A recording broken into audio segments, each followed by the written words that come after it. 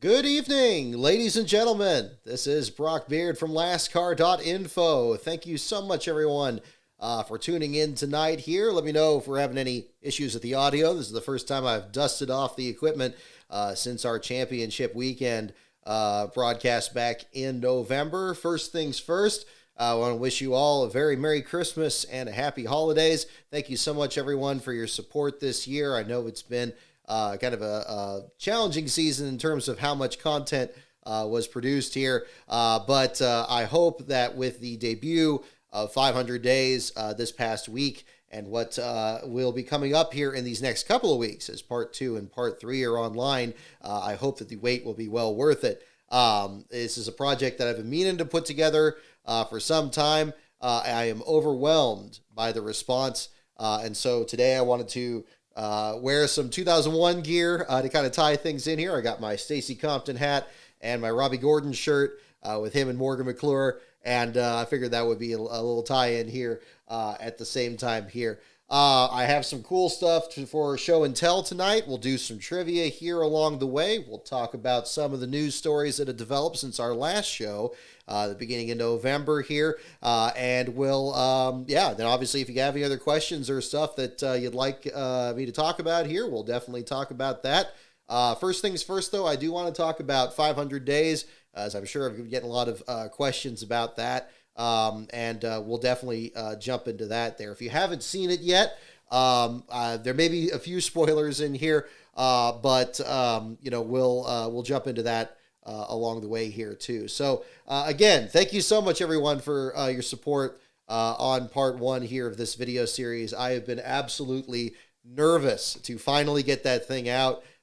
Work on that began in April, shortly after the most recent episode of Field Fillers has been posted, which is on Hermie Sadler. Unfortunately, I wasn't able to get a hold of Sadler for his video, and so that's why I got that one done right before the season started. At that point, work had begun on the Stanton Barrett episode. I know that's been an odyssey for a bit of this year. I know I've been getting several comments, people anxious about what's going on with that series. Good news, that series is not over. What we are at a point here is with the Stanton Barrett episode. I guess this will be a little bit of a departure on this sense here. So I have a script already put together. I got video clips all put together. I've done a couple of interviews, and had stuff in there. I've gone over the script with Stanton. He's not entirely satisfied with where the script is. We'll see where things kind of go on that end. It may be a video. It may be a different project. Maybe it'll be a standalone video. I'm not sure at the moment. The good news is I have another episode in the Field Fillers series that'll hopefully be up here pretty soon. The only question remains as to whether I'll post that episode or finish off the Stanton one. I'm not going to bother Stanton with that over the holidays. We're going to figure that out after the fact here. So we'll have some more news for you on that end. The good news is that 500 Days is now out, and I have that as at least a gap filler for at least these next couple of weeks here. So yes, a 3-part series. I started putting this together in April. I wanted to have a series that I could put together without any driver interviews or material that I would need to set up in advance. So I decided to kind of get this together using, of course, the J-Ski archives. And of course, this is where I really need to jump into several people that I have to thank for making this project happen in the first place. J-Ski's site is certainly one of them. The archives were tremendous on that. It took some work to kind of reorganize that and put together a chronology and keep track of which teams were big stories along the way. The writing for this part was challenging. The graphics were also equally challenging. Actually, parts 2 and 3 came together quicker than 1 did, which is fine because my plan was to wait until all 3 were done to release them anyway and make sure that the people in the Patreon had advanced access to it. Big thanks also to those of you who have joined the Patreon since then. We've had several new members since the advanced access began last week. I'm very happy to have them on board. Hopefully they'll be able to stick around as we start our trackside coverage this next spring here. We're looking to do the Clash in Fontana to begin that in February and build things up from there. So a lot of exciting things coming up here, not to mention other videos and, of course, the Derek Cope book that's in the works too. I have some more updates on that for you guys.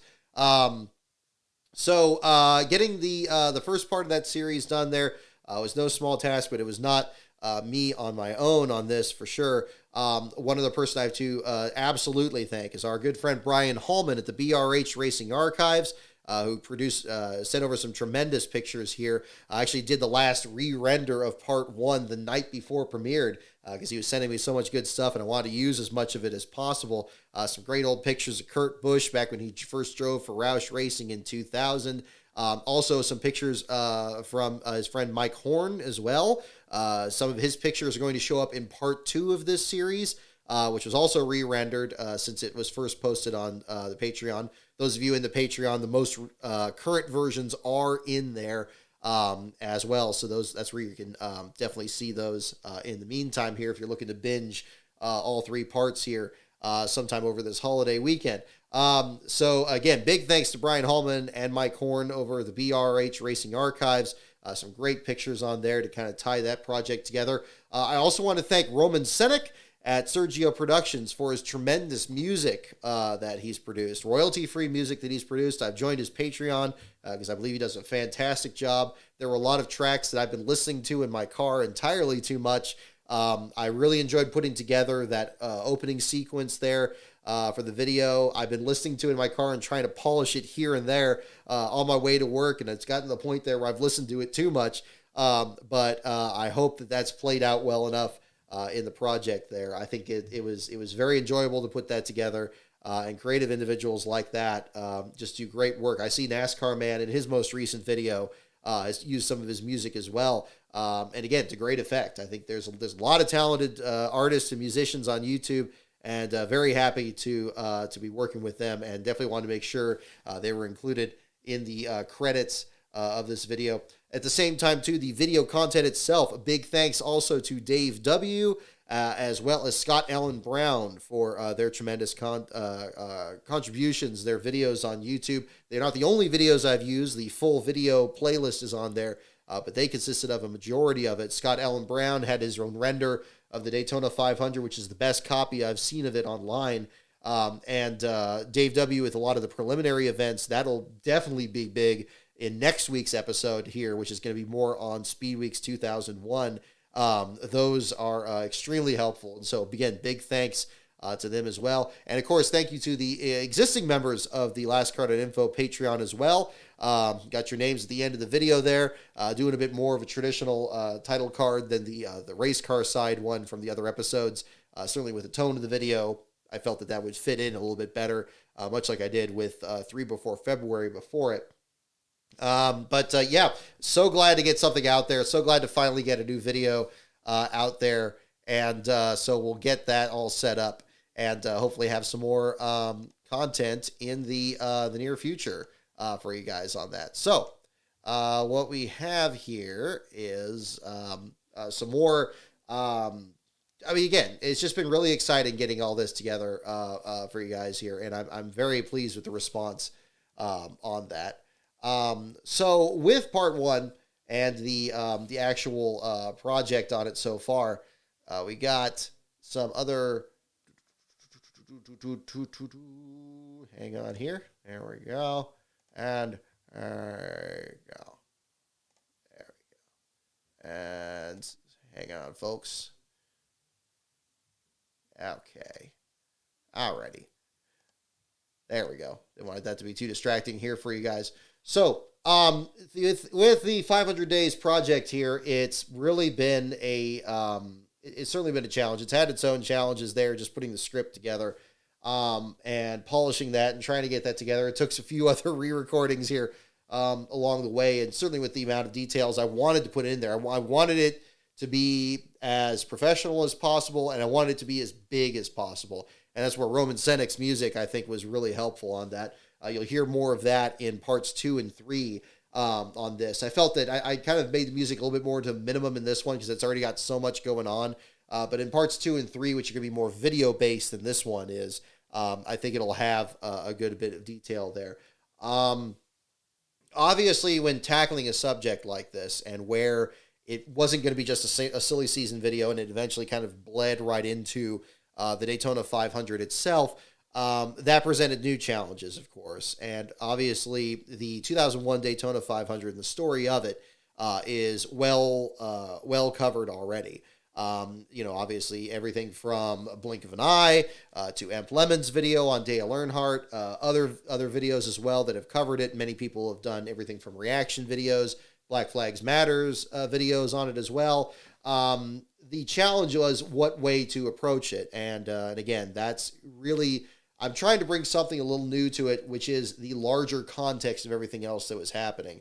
This first episode was much more laying the foundation and just talking about the the basic details that led up to it. Certainly the 2000 season is absolutely critical. 2000 comes up in so many of my other videos. Certainly the Jerry Nadeau biography, Darrell Waltrip's retirement tour, 3 Before February, and so on, Johnny Benson's video. This way I wanted to really kind of tie all that together into one chronology, and you can see, excuse me, where all those fit in.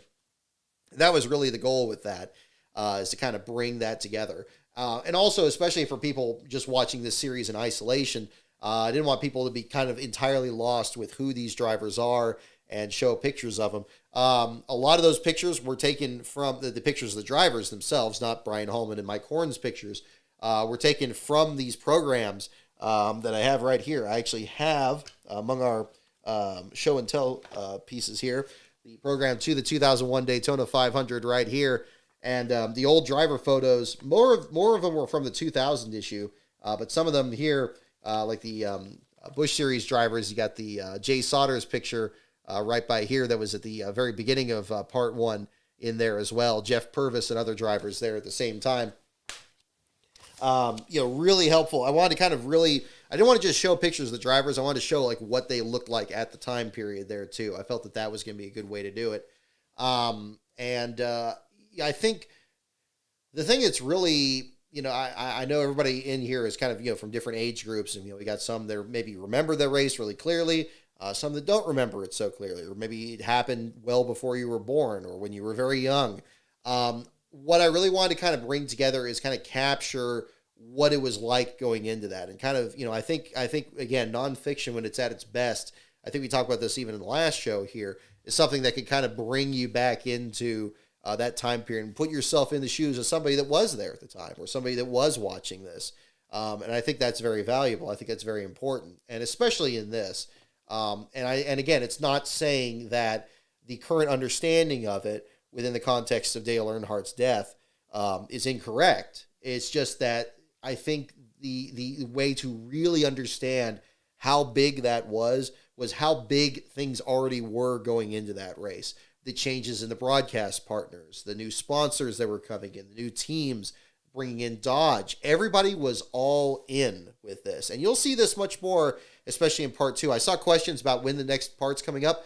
Part 2 is going to be released on YouTube this next Wednesday, December 28th, at the same time as part 1, which will be 8 p.m. Eastern, 5 p.m. Pacific. If you are in the $5 and up level of the Patreon, or if you join that, you can watch it immediately. You can watch it tonight right after the stream here. As well as part 3. Both of those are available too. So the advanced access to the other 2 parts, you'll be able to enjoy that then. So again, if you watch part 2 next week and you really want to see how part 3 goes, if you're in the $5 level, you can even watch it right after part 2. Part 2 is going to be very long though. I will advise you that. I posted on the graphic on Twitter. It is about 2.5 hours long. So definitely, bring something to, bring a snack, I guess, to watch it there at the time, because that's definitely going to be very in-depth. We're going to include in part 2 all the preliminary events that led up to the Daytona 500. So we're going to go all the way up to February 18th, 2001. We left off February 7th in part 1. So we're going to talk about all the preliminary events. Some are going to be focused on more than others. The focus is largely going to be on the Cup Series portion, which of course is the Budweiser Shootout, the Twin 125-mile qualifiers, the practice sessions. Those are going to be the big focus. But you're also going to learn about the Goodies Dash Series race, the Xfinity Series race, or Busch Series as it was back then, Truck Series, the ARCA race. All that's going to be in there as well. Not so much 24 Hours of Daytona. We've already kind of talked about that very briefly in part 1. But the stock car portion of Speed Weeks is going to be the focus of the next episode. And again, December 28th, 8 p.m. Eastern, 5 p.m. Pacific, right here on this channel. And we'll have the premiere for that. I hope to be here in the chat room as well as I was this past week I got to work that out with my schedule and all that, and we'll get that figured out. But that'll be a big portion of it. But back with part one, the storylines that were going on, there's so much that was going on. Silly season has always been crazy. J-Ski, of course, has been around for a very long time because of that. And a lot of the ways that drivers and teams have kind of changed from one program to the next. But really the 2000 season, I think the reason it sticks so much in my mind is just really when it went into just complete overdrive. And the moment was that announcement of Dodge coming into the sport. And really the fact that 2000 almost became kind of for formality. It was kind of just a means to get to the 2001 season. So everybody knew in 99 that Dodge wasn't going to come in 2000. It wasn't like they were getting it together and it was just a couple of months. It was going to be a whole other year ahead. So everybody was kind of overdriving their headlights and talking about 2001 and February 18th. And everybody knew that was going to be the day. And this day was going to be huge and all this stuff was going to happen. But in the meantime, you have this whole other season that hasn't even started yet. I mean, you think about it in this sense. I mean, I'm trying to remember when the Toyota announcement was before 2007. And maybe it felt different just because it was different. And of course, we didn't have Toyota in the sport, whereas we had Dodge in the sport before 2001. But, and again, I was about 17, 18 when this happened. It was huge. I mean, the marketing push was massive. You see from the clips in part one there about how they were bringing in all the different sponsors of these teams to help promote them. Cheerios and General Mills having the die-cast cars and the cereal boxes. The logos just painted everywhere. If you see the full version, I actually recommend, if you haven't seen it yet, it should be in the video credits link there. The full Dodge to Daytona, I believe it was Scott Allen Brown's channel, captured that there. It's like a 20-minute documentary. That's where all that Dodge footage comes from. There's even more that I left out from the documentary that goes more into what they did and interviews with these different drivers and all this stuff that was happening behind the scenes in a documentary that aired on February 18th. So people didn't even hear all these details until that was presented at that point, not published, but until it first aired.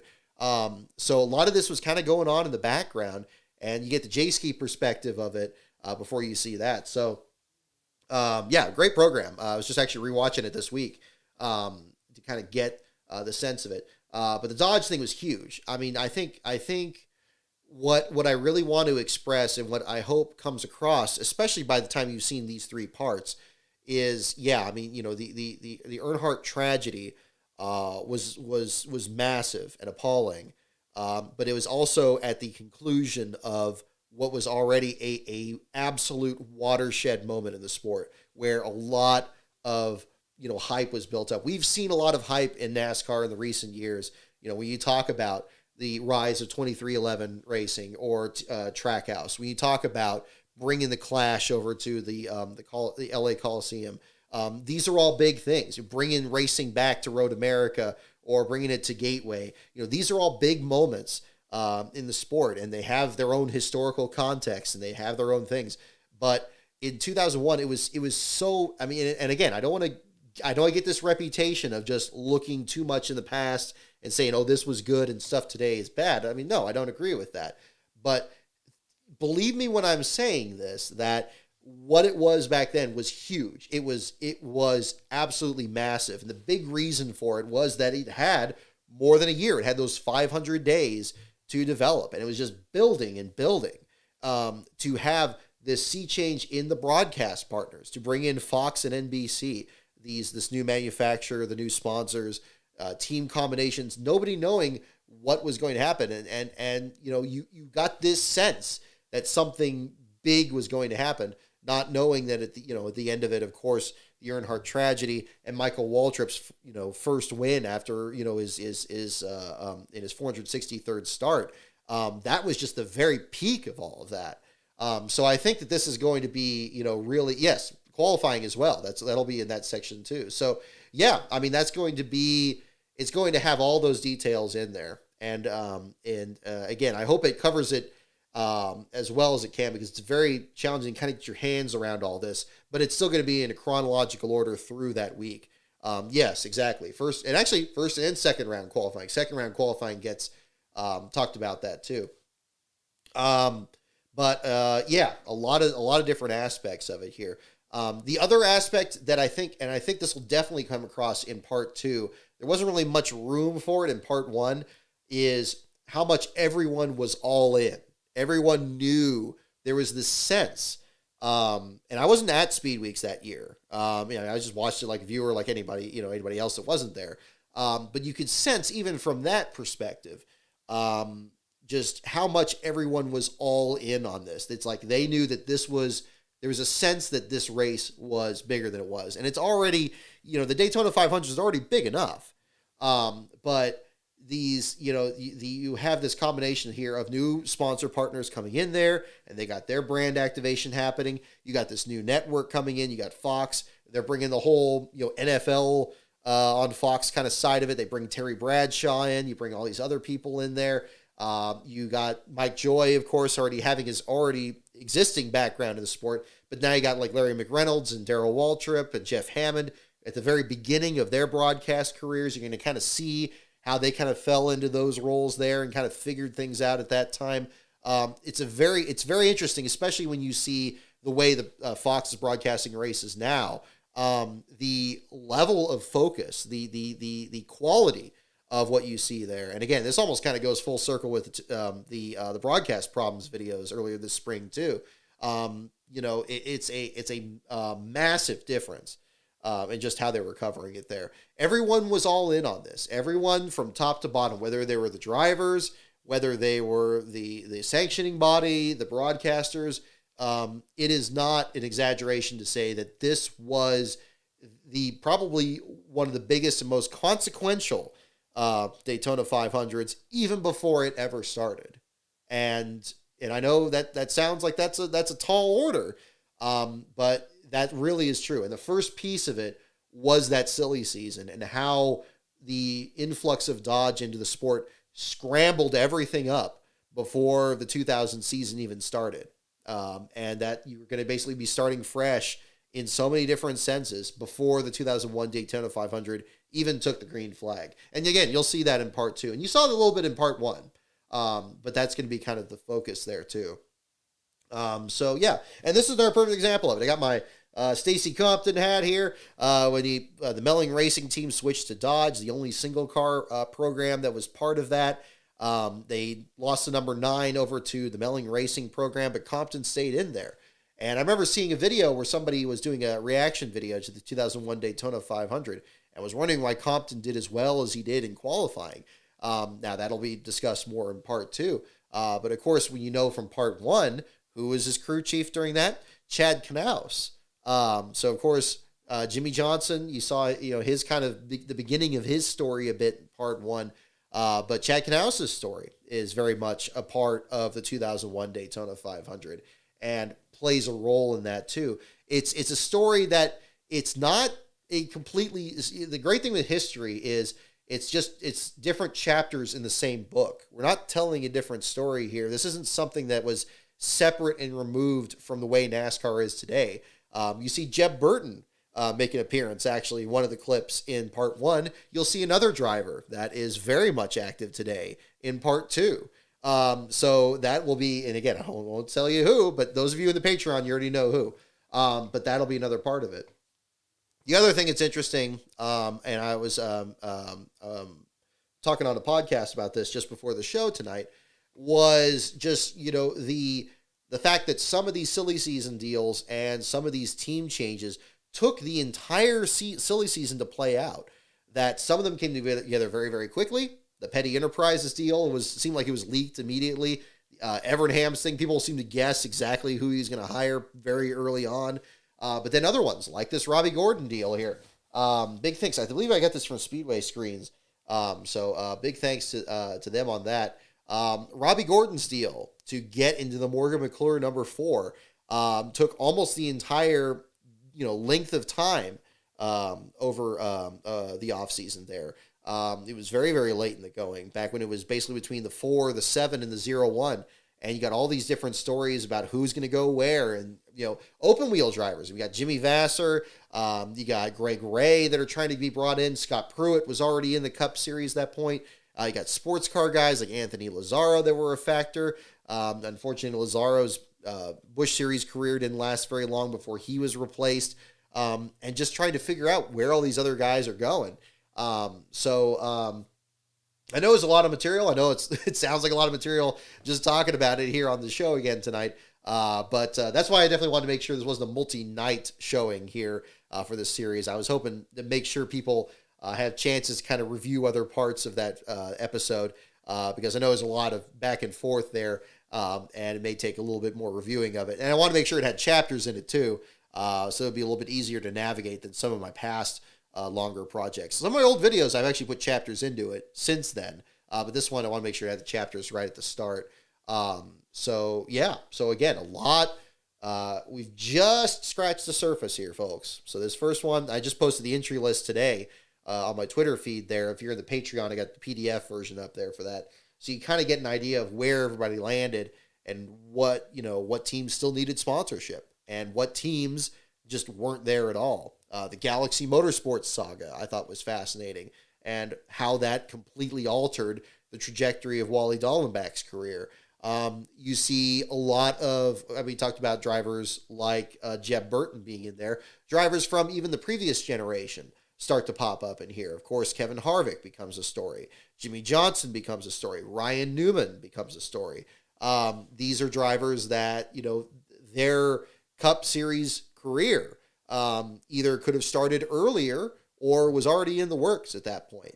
I think one of the things I thought was kind of humorous was the fact that right when Jimmie Johnson was confirmed to sign with Hendrick, or right when it was basically discussed that he was going to be, was at the same time that Hendrick turned down Lowe's offer to leave Richard Childress Racing and sign with Jerry Nadeau, back when Nadeau needed a sponsor when he was losing Michael Holligan as a sponsor.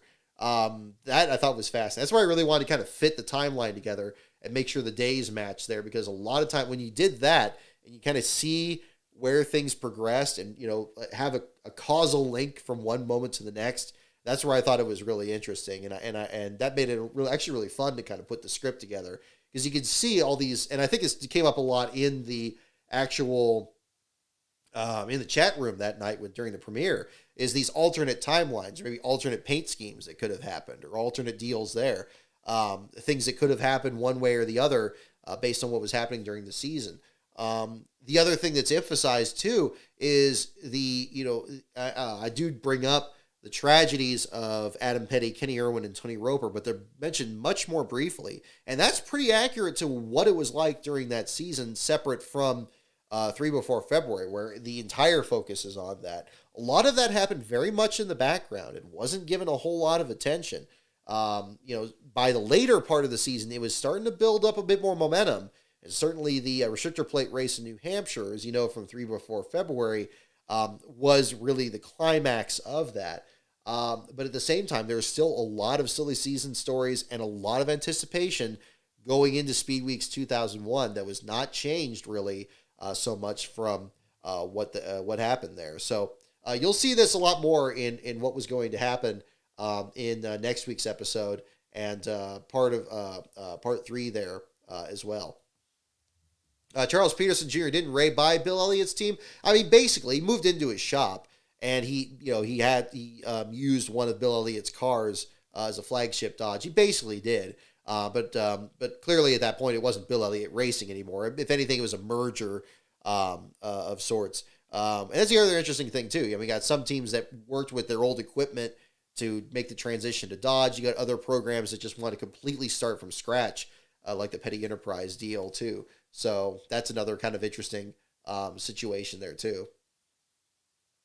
But yeah, it's going to be very interesting. And again, I'm very pleased with the response to it. Thank you so much, everyone, for checking it out. Definitely share the link there, and spread the word there.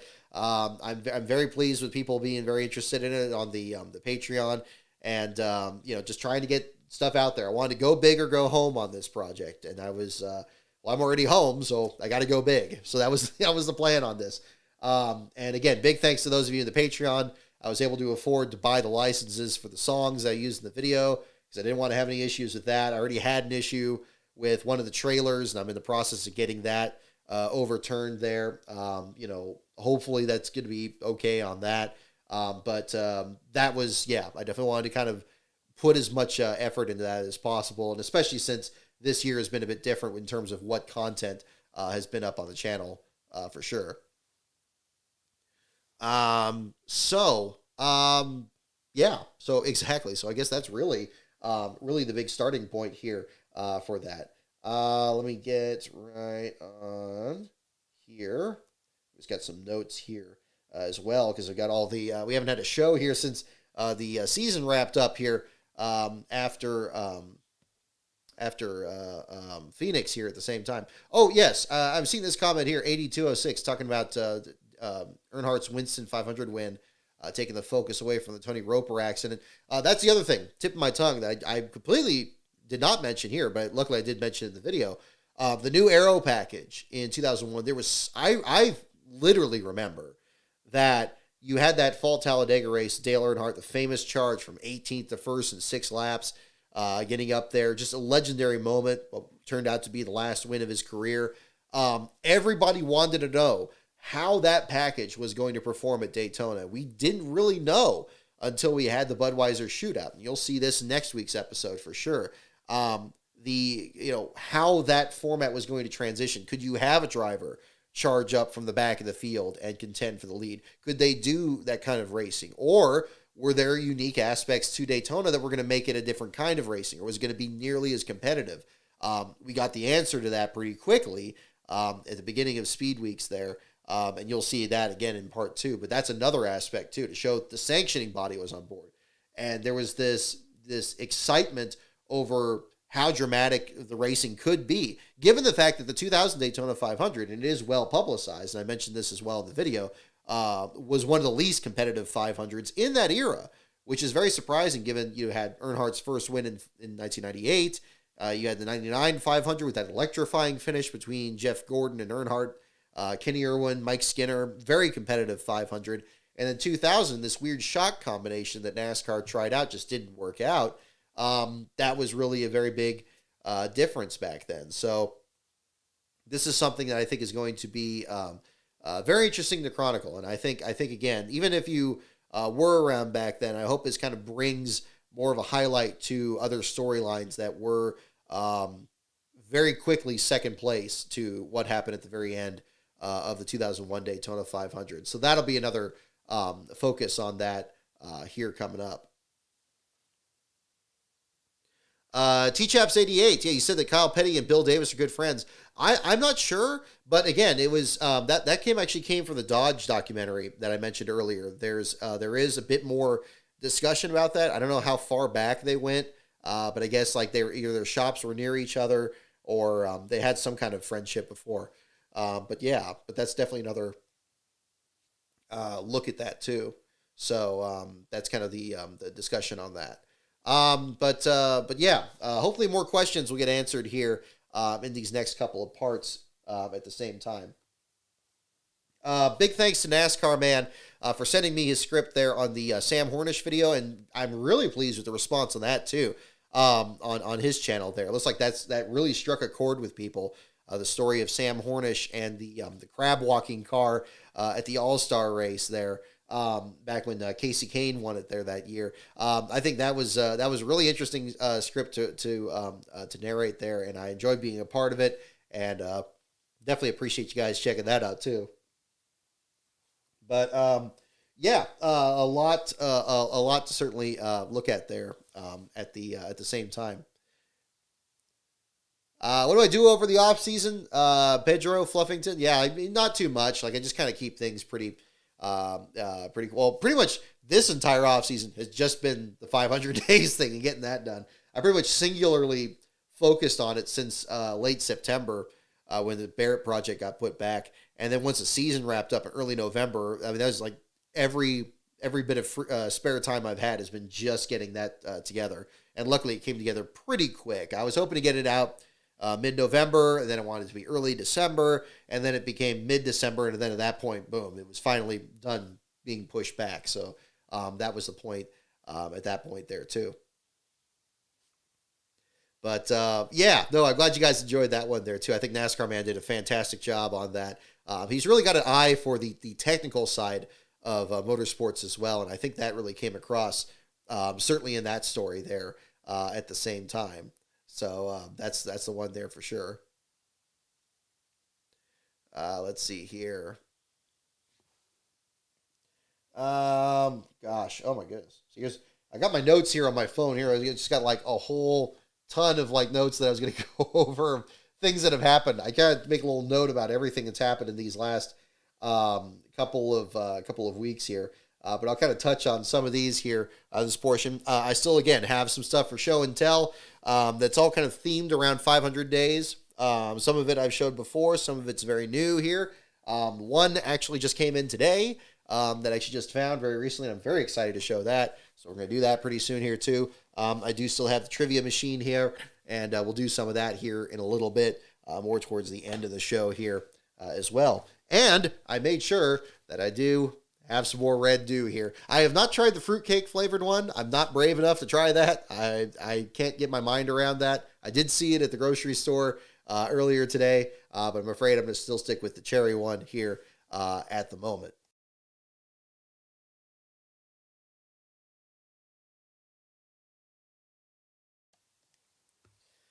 All right. Well, let me go through, let's see here. I guess I can just kind of buzz through some of these notes. Actually, some of these are pretty good. A lot of silly season stuff going on here behind the scenes, even for this year. Gosh, like the oldest note I have here, Ty Gibbs running the number 54 instead of the 18. I know it's pretty old news here, but this is last car. I guess that fits here at the same point there. I think that's pretty cool. I mean, it's unfortunate to not have the 18 out there. I'm a little bit surprised by that. I think if we didn't, if we were going to have the number 18 out there, legacy numbers, legacy teams, especially since it's been so long since that team has won the Daytona 500. Obviously, Kyle Busch going over to RCR has changed a lot of that there too. It's going to be weird without seeing it out there. I'm still not over the 28 not being out there, or things like that. I mean, obviously the 3 got a lot of focus for very good reason there at the same time. But it's going to be a little strange looking at an entry list and not seeing that on there.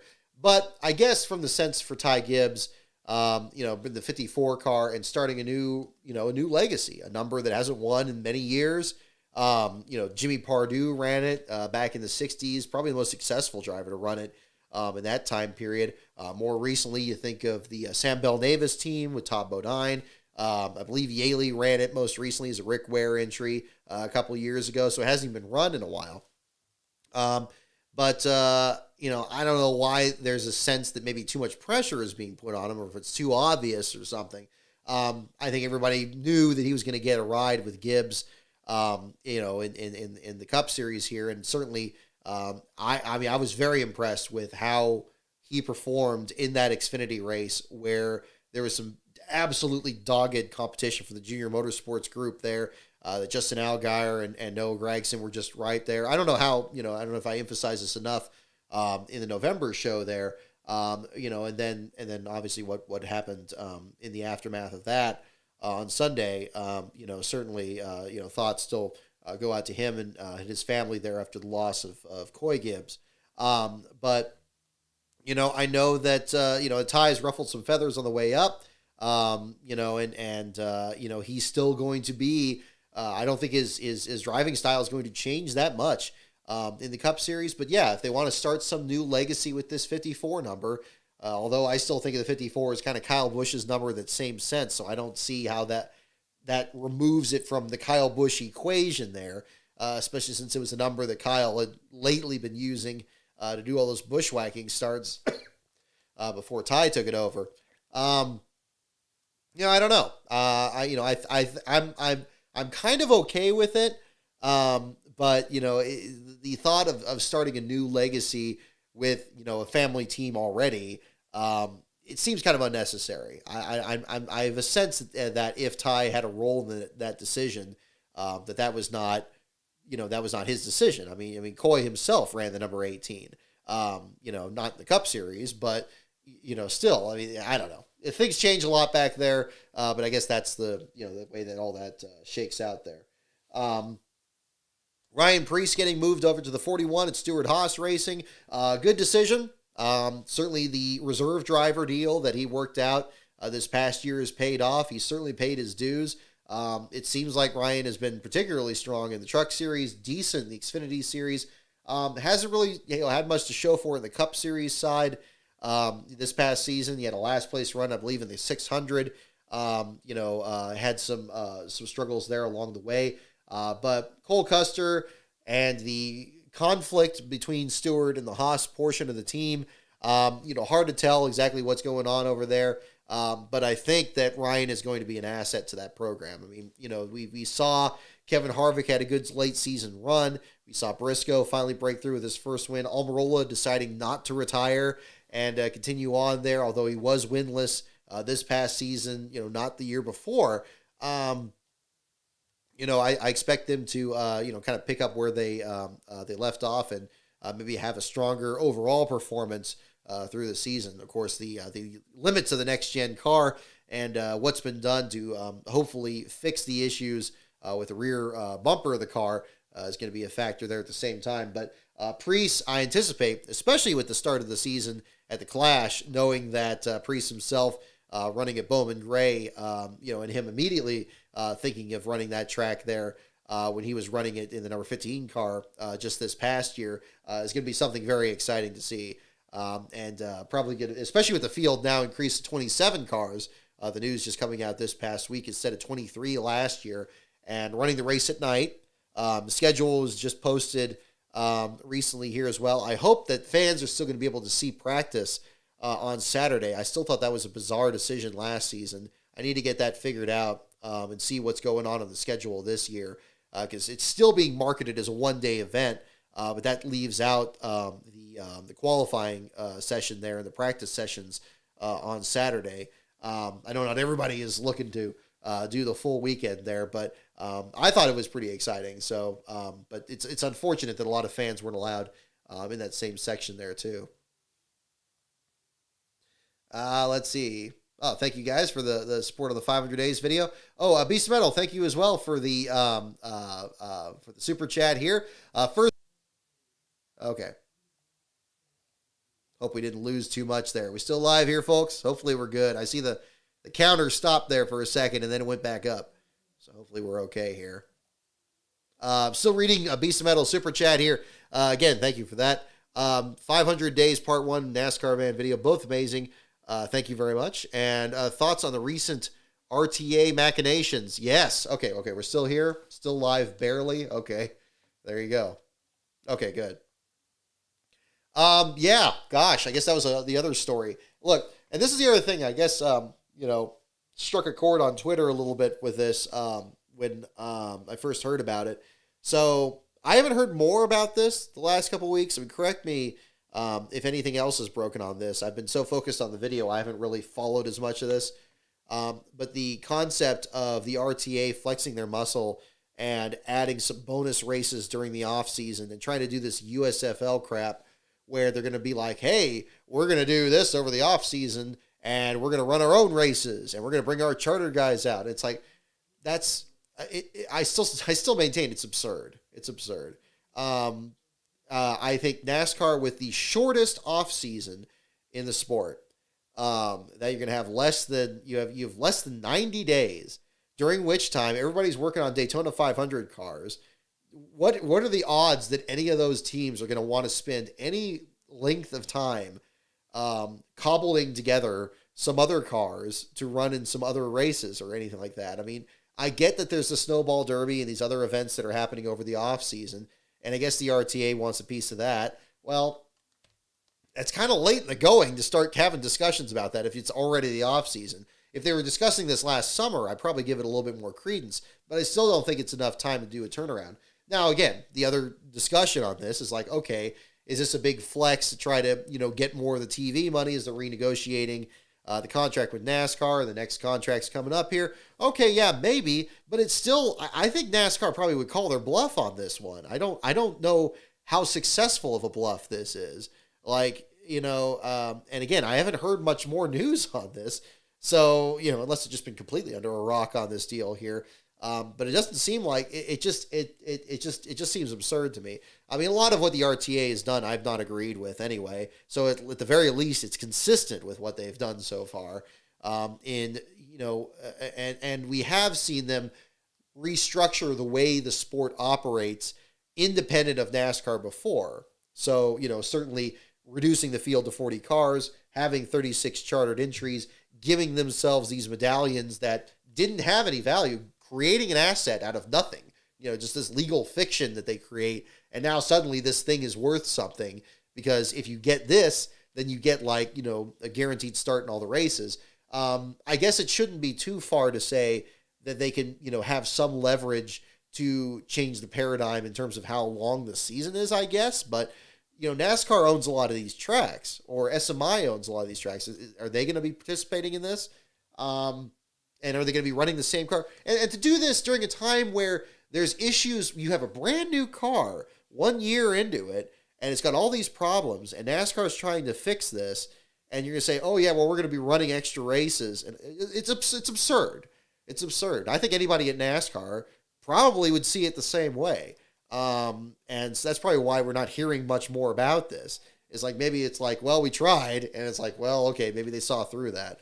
I don't know. I think it's absurd, and I was a little bit strange to, that more people didn't see it as absurd and were treating it seriously.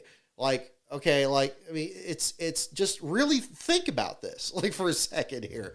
Again, if they were rumbling about this over the summer, that would have been one thing.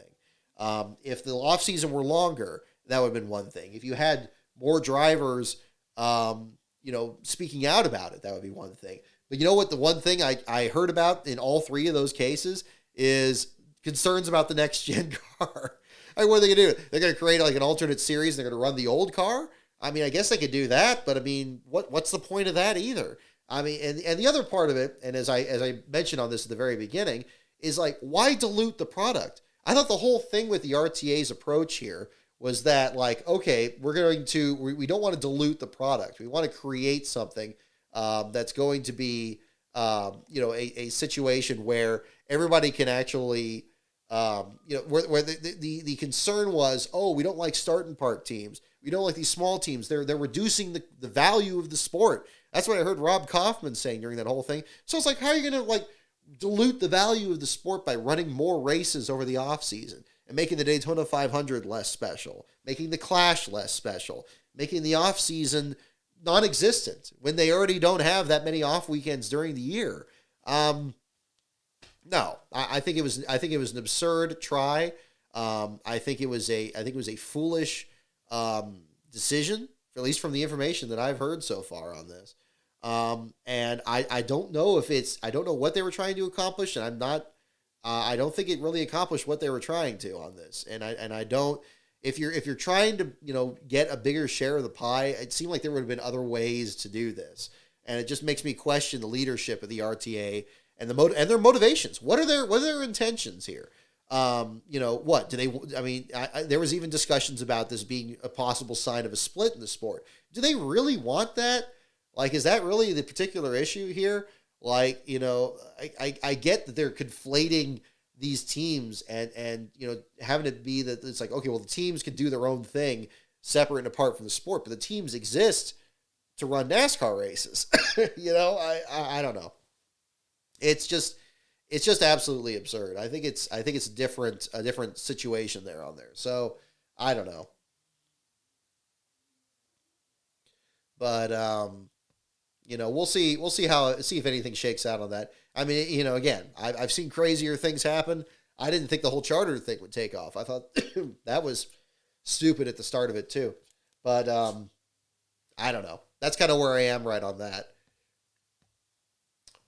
Oh gosh, the Sam Bankman-Fried. Yeah, there you go. The FTX saga has been fascinating. I'm not the most knowledgeable crypto guy, but that's been one of the stories I've been watching a lot of videos on lately too. Alrighty. So, let's say, here we go.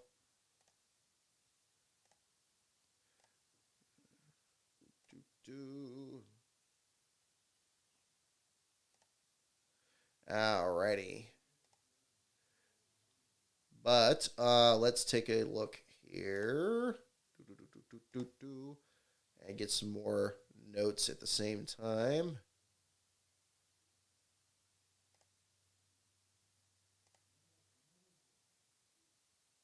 There we go. Alrighty. What are some other notes here? Yeah, I don't think I even had that one in my notes, so thank you for bringing that up there at the same time, Beast of Metal. So the, oh yes, we got the new tracks that are, well, not the new tracks, the very old tracks, that are getting a new coat of paint or coat of asphalt in this case. Rockingham getting its repave completed there. Very excited about that. We'll see if there's going to be any potential, anything else that's going to be seen with that one as well. So that's going to be one other part to look at. I think that Wilkesboro is also going to be exciting. We had the other reveal. They had some media out there taking pictures of some of the progress that's being made, fixing up the press boxes out there. That is still a race that I'm looking at possibly doing for this next year. I know in the Patreon, I put that on the list already because I was able to obtain a ticket for Lastbro, which I thought was going to be the biggest hurdle to get past. I was very pleased to get that done. I'd like to cover it for the website here. It's going to depend on if we can land flights and all that, and if we can get credentialed for it, because I know I have a sense that this is going to be, we were talking about big races at the beginning of this. I think everybody's going to be coming out of the woodwork to cover that race, especially since it's already in the area of where all the teams are and everything. You're going to get a lot of the local media that's going to be very active in that area, and I think somebody from California might have a little bit of a challenge at that point. But we're going to try. We're absolutely going to try.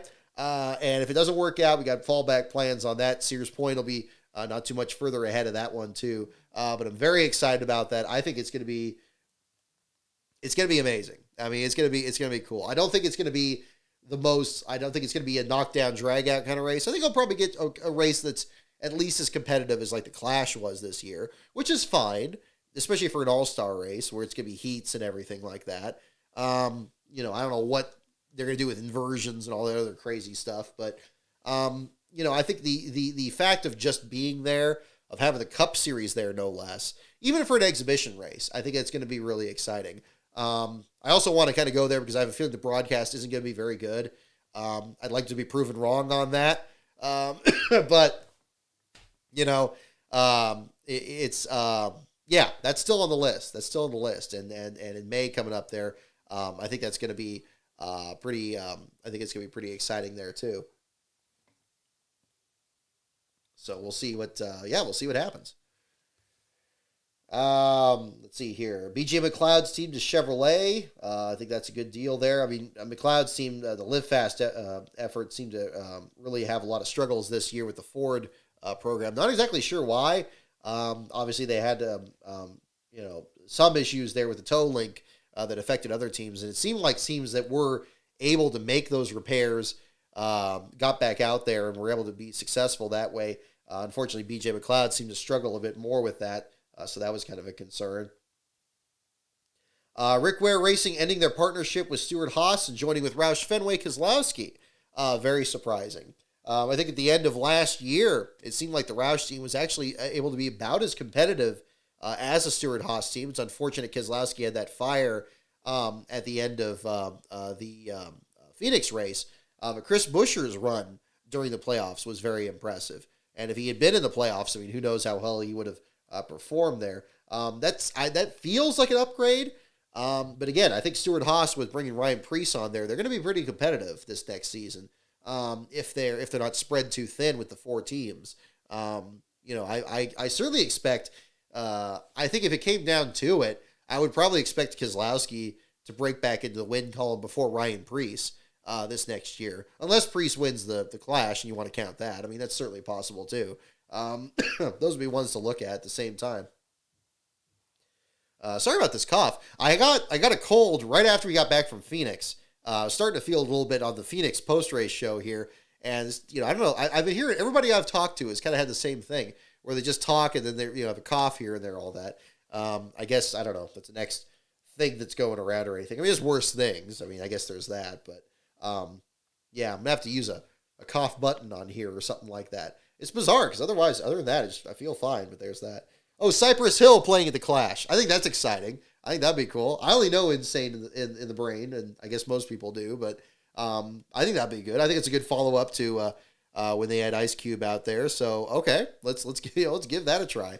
And having the race at night, I think, is going to be exciting too. I'll admit, I was about 50-50 about doing it again this year, but I got to admit, when I talked to folks at NASCAR at Phoenix last year, and they're like, "Hey, we'll see you at the Clash." I'm like, "You betcha, we're doing it." So I'm like, "Yeah, we'll do it," because it sounds good, And like, okay, if it's gonna be crazy and all that, I'm definitely gonna be interested to see if it's any more crazy than last year. Because last year, I mean, this past year, it was such a huge crowd there.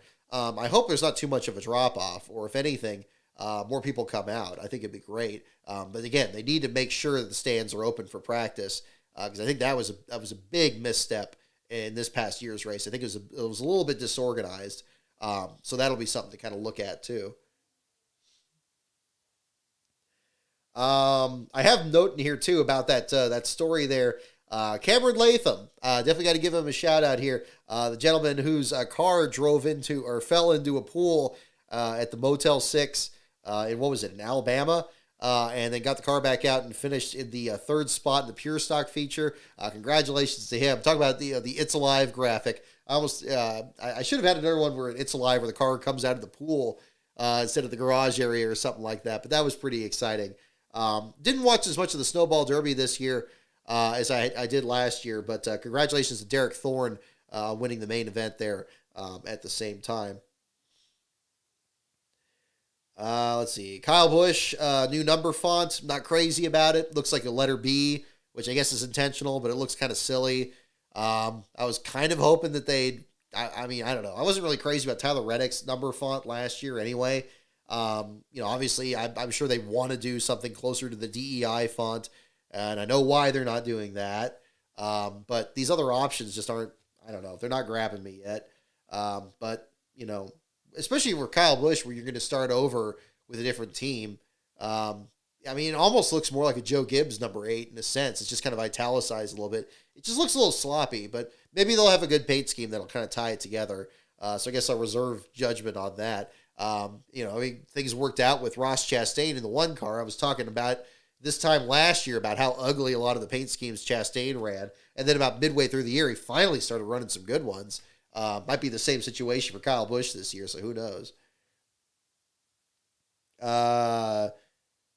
Jesse Iwuji's lawsuit against Equity Prime, that was kind of bizarre too. I didn't think there was an underpayment there from the sponsor. It seemed like that team, actually, with Kyle Weatherman, was having some great runs. I thought things were relatively stable there. I mean, it's really hard to tell. It wasn't like, they were starting parking or anything or having too many mechanical failures. I hate to hear that team's having any kind of controversy behind the scenes there because, again, I think if they put Weatherman in there full time, and, I don't know if anything's happening like that for this next year, but hopefully something gets worked out on that end. I saw some of this mentioned in the comments here too with the Thor Sport deal with Hailie Deegan. Yeah, I mean, anything's worth a try. We've seen this year the rise of Ty Majeski in that 66 car. And yeah, he had a couple starts in it last year before he kind of got back into it this year. But I think Majeski's ascent is probably one thing that Deegan's looking at, and maybe trying to try something different than what I guess is now the Tricon Garage team, kind of getting their way up there. I think that's going to be more power to her. I mean, I hope it works out. I don't hope for any driver to fail out there. I think you could certainly do worse than working with Thor Sport. Even Johnny Sauter in the few starts that he had this past year was still just as much a factor as anything. Maybe she just needs to get some more stability with a more well-rounded program there.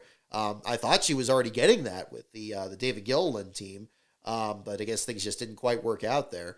So we'll see what happens. I mean, again, I'm not, we're not going to know, I think, until a few rounds into the season there, but I don't think it's a bad move. I certainly not. And marketing wise, I get that aspect there too, because you got to bring all these sponsors in, and during a recession and all that, or during the inflation and all that that's happening right now, I know that's going to get harder than ever. Yeah, more power to her, and hope it works out. The other one on the Truck Series side, Raja Karuth landing the number 24 for GMS Racing. Congratulations to him. Another good kid out there. I mean, I was fortunate to speak with him at Phoenix this past year. Was very excited about that. And he mentioned, when we were talking about it, I was talking to him about, his the fact he's been running his teammates with Nick Sanchez this year. Sanchez lands the ride with Big Machine Racing, at least at the end of last year, with the Richard Childress equipment. And I was curious if there was kind of a battle between the two of them. But he was saying very realistic, Raja was, and saying that, okay, well, they're kind of run more limited equipment, kind of, more of an underfunded program in Alpha Prime, but really capitalizing on it. But that really kind of shows, when Raja has had some good runs, then, okay, yeah, you're trying to close that gap and running as well as you can. Running a GMS injury, whereas, I know Grant Enfinger had a bit of an off year this year, wasn't as consistent or wasn't as fast as people expected him to, or not winning as often as people expected him to. I think it can only help. And being able to run it full time is going to help, because we've seen how well Raja's done full time in ARCA. He's had a bit of a rough go of it here in the Xfinity and the Truck Series side. It's really challenging, especially for any driver, to be hopping back and forth between one series or another. But I think, getting a stable ride under him, again, much like the Haley Deegan deal, maybe that'll help him out more. So I think that'll be really exciting to see what happens on that end there too. Mentioning the Big Machine effort, of course, Parker Kligerman has locked up that ride full time, so taking over for Nick Sanchez in the 48 car this year. Some beautiful merch. I got to say, I ended up having to pull the trigger on the red sweatshirt there because it looked great. Great job. I think was it Harris Lou that did that? It looked like his handiwork, because I know he did a good job on that. Very exciting for Kligerman this next year. We've seen him win the Truck Series race at Mid-Ohio this year with the Henderson team. And again, I think he's a good fit with a smaller program like Big Machine Racing, although they have the Childress support. I assume that's still going to stay the same this next year. Hopefully we'll find out more information on that. But yeah, I expect big things out of him. And I think, if he could get a second chance, a second win, like what's happened with AJ Allmendinger, like what's happened with Justin Allgaier, like what's happened with a lot of these other guys, I'd be more than happy for him. So very excited for him. Looking forward to watching what he can do this next year. And, we're looking at Fontana for a second race of the season to see some Xfinity Series action there as well. So hopefully get to see that in short order there. So that'll be very exciting there at the same time. Let's see here. Jimmy Johnson getting his seat fitted for Petty GMS. That's going to be interesting. A lot of speculation as to what car number he's going to run in the 500 for his return to Cup for the first time since 2020, or his 2020 finale there at Phoenix. I think it's actually kind of nice. I mean, again, I'm not usually too crazy about a driver retiring and then coming back into the sport. But I think in the case with Jimmy Johnson, where during the pandemic, you got nobody in the grandstands. You had basically 1,000 people there that were in the stands for the Phoenix finale, and seeing Chase Elliott win the championship at Jimmy Johnson's last race. I think it's good to have another opportunity for him to be back out there, even if it's just part-time or whatever the deal is on that. Yeah, I mean, is he going to run the 40? Like I see Buckshot Jones guessing, or is it going to be the 75? Yeah, I mean, who knows? 84 has been speculated to switch around the 48, because obviously you got Bowman still out there in the Ally car. Yeah, I don't know. Actually, yeah. Well, actually, Steelworks, you raise a good point. Yeah, 75 is going to run Blaze Alexander's old number. I mean, it could be that. I'm trying to remember what number he ran in the, did he run the 44 when he was running the, when he ran against Adam Petty at I-70 years ago when they were in ASA? I think it was a 40-something. I think it was like that. But yeah, something like that would be kind of pretty neat. So, we'll find out. How about 92, Owl? Yeah, good point. That would be another one too. 44 at ASA. Thank you, T-Chaps. Yeah, so there you go. Oh, and Kyle, thank you for joining the chat here tonight. I'm glad you liked the documentary as well, so I appreciate it. Tag asking about Kurt Busch. Yeah, I mean, see, again, this is where I took issue with what happened back in Las Vegas with his announcement. Like, yes, Kurt Busch is not running full-time competition this year, but I didn't hear him say he was retiring, and I was very careful in that when I was writing my own article. He's not. I mean, clearly he was upset because he wanted to keep staying out there, and he was talking about a lot of things he still wanted to accomplish in the Cup Series. I think he said that he wanted to win Michigan in like all 4 different manufacturers, or I guess 5 now because he won with the Dodge. He's not done. I don't think he's done. If you're a Kurt Busch fan out there, I didn't get the sense that he's done. I think he'll be back. I think he'll be back out there. I mean, if Jimmy Johnson's coming back out here, I think that's definitely another part to look at there. So, but yeah, he's not going to be full time this year. Tyler Reddick's in the 45. We all know about that. Whether it's a third team at 2311, whether he goes to a different team, I think he seems like, when he was talking about winning it in a Toyota again, I think, he'll probably still find a place at 2311. They'll probably make things work out for him. I don't know what the nature of Tyler Reddick or Bubba Wallace's contracts are. And again, the charter thing is always up in the air. I know Denny Hamlin's been looking at that. But again, that feeding frenzy over charters is still one of the worst aspects of NASCAR right now. And NASCAR is only they don't have only themselves to blame. They have the RTA to blame and the power that they were allowed to have to create this box where you can't have 45 teams out there. You can't have all these other guys. I mean, even teams like the Three Friends program, trying to get into the Cup Series this next year as a part-time open team. That pathway is still just as difficult as ever. So I don't know. But let's see here. Ty Gibbs on that. Big thanks again to the donors to the Tony Roper Memorial Scholarship Fund. I kind of want to put a ribbon on this. I announced earlier I got a notice that the funds that I set aside for the GoFundMe, we used GoFundMe to set up the Tony Roper Memorial Scholarship Fund. And this goes all the way back to 2019. We did a charity auction with some drawings that Rob Taylor did. The winning bidder said, okay, the proceeds for this are going to be split 3 ways. One part's going to Kenny Irwin's Foundation, one part to Victory Junction for Adam Petty, and one part to Tony Roper's. The other 2 went through fine. The third part to Tony Roper's got kicked back because the account that was created at the Bank of Bolivar in Fair Grove, Missouri, had been closed. So I tried to reopen it. That wasn't successful. Tried to send the funds to, in different ways there. It didn't work out. So then we created the GoFundMe to have the benefit to go to the Fair Grove High School, and then got notice earlier this offseason that fell through. So it's like, okay, well now so it's just absurd and it's unfortunate. And I really wanted to create something that could just be a set it and forget it and just kind of, keep it there. And I matched the funds there twice. So it got to be $100 in there for that foundation. But I was able to get a hold of the original donor from the auction there and asked him where he wanted that portion of the funds to go. And he said it was the Crohn's and Colitis Foundation. So that's since been transferred over there. So basically the Tony Roper Foundation right now doesn't exist, which is unfortunate. So the link that's in 3 before February, it's not there.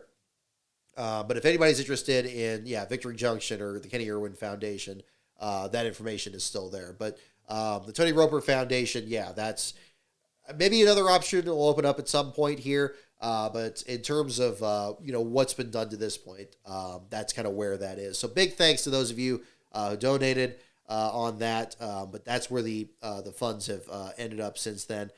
Went to the Crohn's and Colitis Foundation. So still a good cause there, and doing that also in Tony Roper's name there as well. So at least it's able to go to something. I'm glad it wasn't just left in limbo somewhere, and that was certainly the case. So big thanks to the person from the auction there as well. Did get back to me and kind of work that out, so that was a good deal there. So hopefully we'll see if we get something else worked out on that there too. Charles Peterson, Floyd freaking Mayweather can't field a full-time car without a charter, then clearly something is wrong. Exactly, that's another one too. Look, if Junior Motorsports can't get into the Cup Series, See, and of course, Denny Hamlin brought this up on the podcast a while back. And it's like, look, they've now created this situation. They've created their own cage around this because they're not going to add another chartered entry because everybody's like, oh, well, now our charters are worth less. It's like, well, you're going to have to bite the bullet at some point here. I mean, do you want more teams to come in? And again, you know from 500 days that there's a lot of times where teams close so other ones can open up, but the problem is now that has to happen, I mean, is that really a much better business model than before? And especially when you have these abstract performance standards that really have no effect because people are always changing, charters around and doing this shell game where they're kind of trading this charter with this person and doing a partnership with this team to kind of get a higher rank and points and all that. I mean, it's the same maneuvering that happened beforehand. But now you've created a situation there where you just stymie growth, and it's a system that's dependent on failure. I just think that's terrible for the sport. But is that going to just go away magically? I'm not sure. I really don't think so.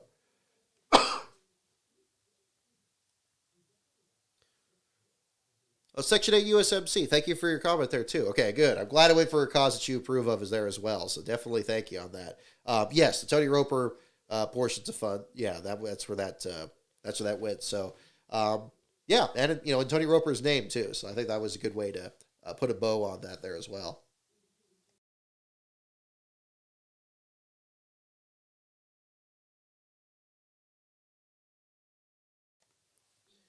All righty. Let's see here. Oh, the news about all the ARCA races for this year being on the Fox family networks. I think that is absolutely fantastic news for that series. So good to hear. So good to hear. The ARCA series needs, I think it needs as much attention as it can get. We've had our William Saki cover some races there for that series. They've been able to have a bit more of a presence out there. But there's a lot that's going on behind the scenes, a lot of different teams, trying to make things happen, and they've had really short fields out there. And I think one problem there is that, it just hasn't been getting that much attention, from the media. So I think, getting all these races, you can even see these other venues like these dirt track races. I know we've had MAV TV, play a role in there, but to get, even another step up to something closer to, Fox Sports 1 or Fox Sports 2, I think that's a great job for that program there, and I think that really helps. I was starting to wonder what the effect of NASCAR investing in ARCA was going to be, and I guess this is a consequence of that. I don't know the exact particulars, but it's certainly great news on that end, and I'm certainly looking forward to learning more about the ARCA series and the programs that are out there. Definitely last place battles and that have been really exciting.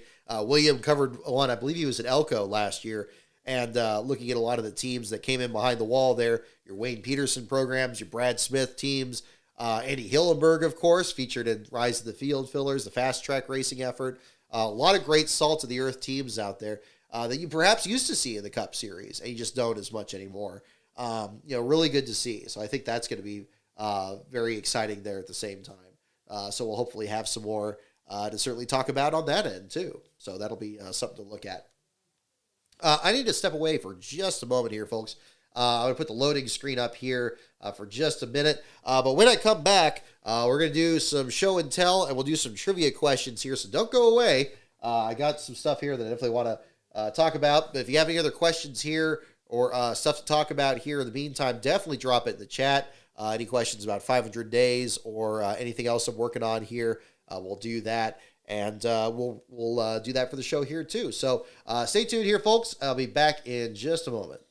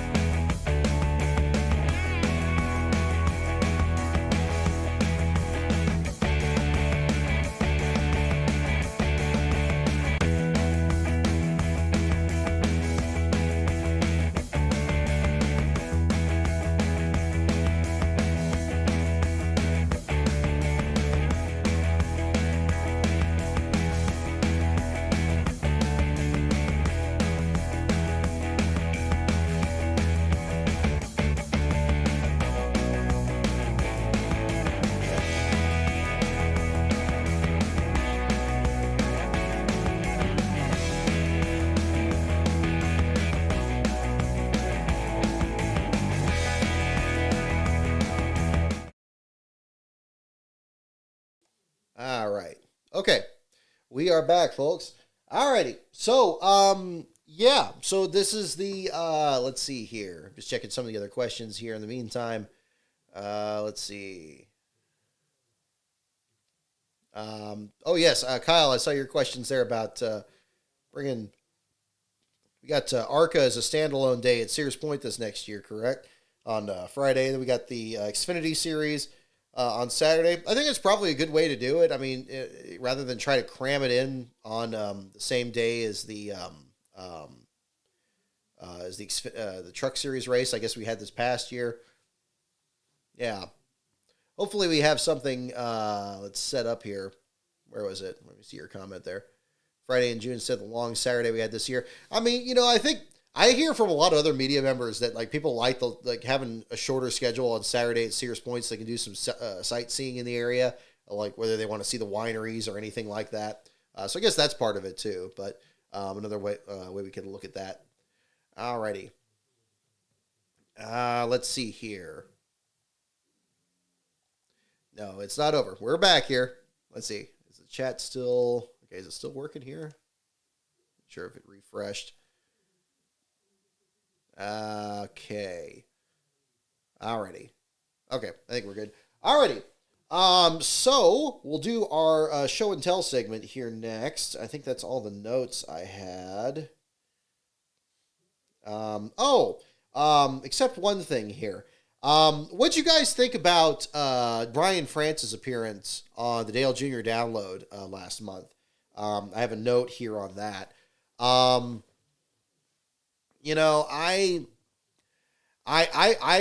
was expecting some more information, and I kind of got the sense that that Junior and Mike there in the booth there were expecting that too. There were clearly subjects that Brian France didn't really want to get into. Certainly the incident that happened at the same time with Chase Elliott's win at Watkins Glen. I mean, I think I sensed they were a little unsatisfied with where that went, but I think it sounded like, I mean, there was a lot of softball questions in the interview, and they really didn't kind of go into it, which is disappointing because, Dale Jr., I mean, he's like Mike Joy brought it up. I mean, he could probably get a lot of information and ask a lot of questions that a lot of, average folks like myself here wouldn't really be able to. Like, they'd probably say, like, come on, it's like, what was this about? Like, what was going on here? It's like, you could tell me. Like, he probably, I mean, I know it's not just the two of them talking, that they're doing, the show and everything, but I found that interview a little disappointing, really. I felt like, now maybe that part of it is just that it was, kind of, maybe I was expecting a little too much because, he's got his own business prospects and he's got like a new brand and he's kind of trying something new there. And maybe he doesn't want to have any issues with that. I get it to a certain point there, but they kind of marketed this interview as like, oh, this is going to be like, the big moments and we're going to learn all about all the things that happened behind the scenes. I really didn't learn a whole lot from that one. I found it pretty unsatisfying. And it's too bad because, again, I think it's the only bite of the apple we're going to get. I think there's a lot of things to ask about, creating the chase and setting the sport in this different direction and what on earth was going on that time in 2018. I mean, there's a lot of decisions that were made and things are kind of grouped together. And I sense that, he had more or less made peace with these decisions. Like, well, sometimes things don't work out and sometimes you do this and it doesn't, it's like, no.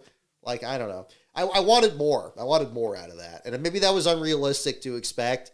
But I found that pretty disappointing, especially since a lot of interviews on Dale Jr.'s show are usually pretty good.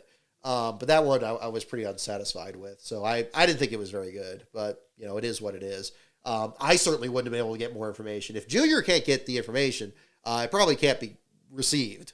So that was going to be the thing here. So I don't know. 2018 feels like a decade ago. Yeah, it does. Somehow it does. Alrighty. Let me get... Yeah, I think that's about here. So let me get a couple of things here for show and tell here tonight. We'll do some trivia questions here in a sec. Leading off here, I got this from the Days Gone By shop here. How about our good buddy Brett Bodine here? The Red Cell Batteries car from 2001. Definitely kind of showing this here, the paint scheme here from that season. You'll see a bit more of this team here in part 2 of 500 Days next week here. But definitely wanted a little piece of the program that always showed up in the field fillers thing. I really was trying to find some connection between Carl Long and him to keep that streak going, and I just couldn't find anything.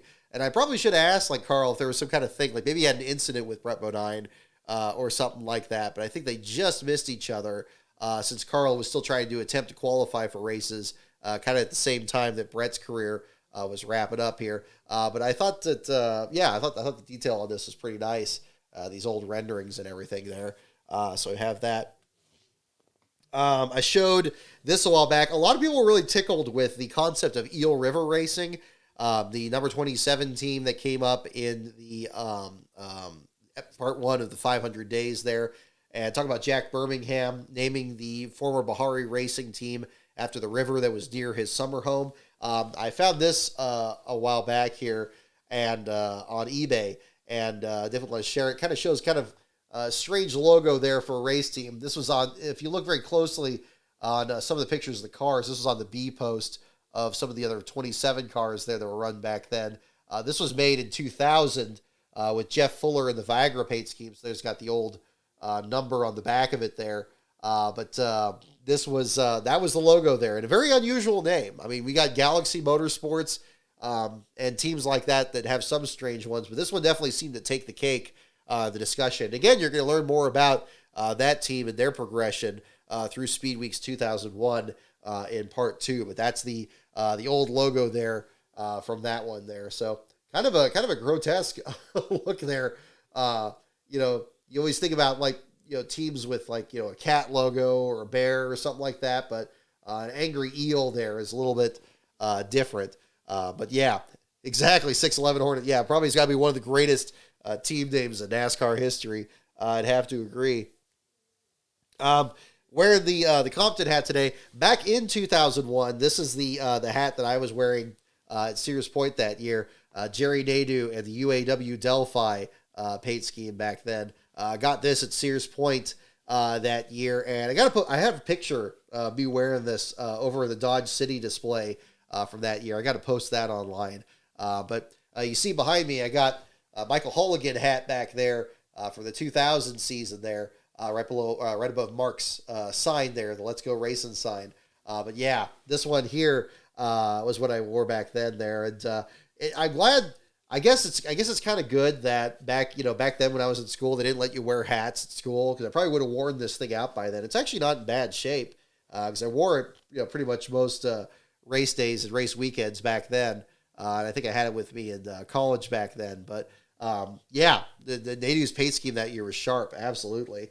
But that was one thing that I thought was really cool on that. Let's see here. Glenn Allen, Joe Bessie.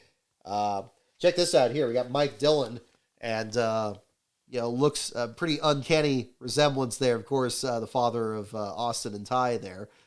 So that kind of puts things in perspective there too.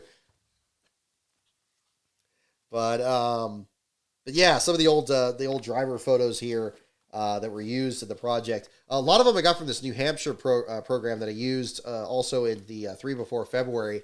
The old driver profiles here. So again, I wanted to kind of do driver photos from the same time period here. So I used like 2000 to 2001 programs. I got about 3 or 4 here that I kind of used it from. And they're actually pretty comprehensive. I didn't have to dig up pictures from too many other sites while doing that there. So that's kind of where that came into play. A lot of these old shots at the same time. There we go.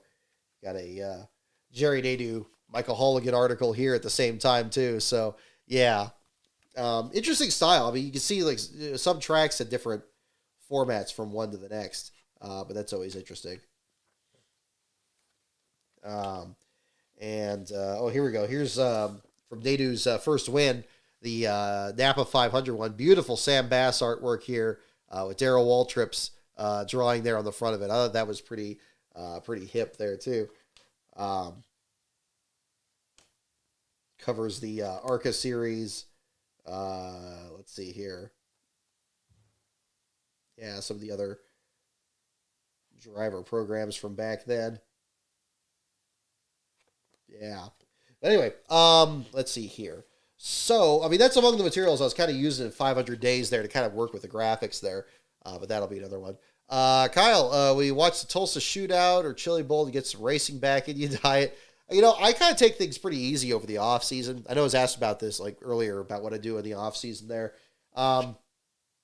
Especially during this time period, it's great to be able to kind of get a little bit more time to get projects together like these videos here these next couple weeks. And I really want to get the Derek Cope book done too. I teased this a little bit earlier. I'll go ahead and mention this now before we get in the trivia section here in a little bit. But where we are now with that is I've consulted my same editor that completed the edits on the second version of the J.D. McDuffie book, the one that's currently available now. He's now signed on to get the this book formatted and ready to print. It's going to be self-published on Amazon. I think I mentioned that earlier, but I've pretty much confirmed that now.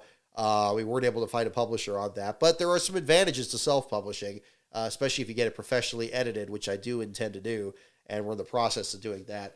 At the moment here, I'm just still brushing it up. I want to get the audiobook done first, which kind of also helps finish the edits and kind of fine-tune it to make sure it sounds good, and also to make sure the audiobook's ready when the book's ready for print publication.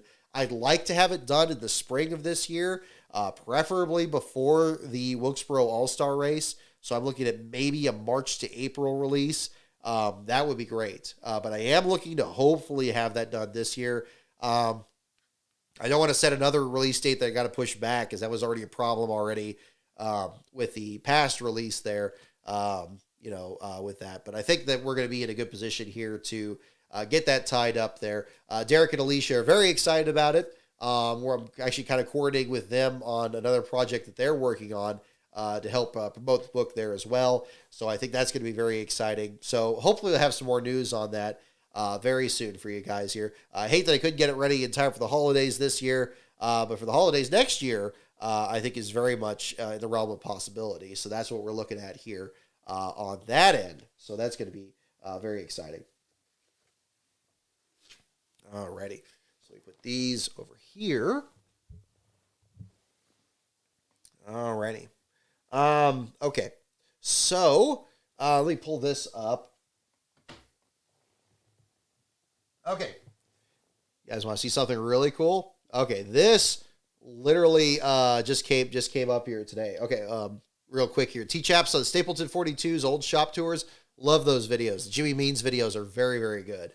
And I got to meet him in person over at Las Vegas this past year there at the race. Really cool guy, and I think he and his girlfriend there do a lot of great jobs on these different tours there and these videos that they're working on.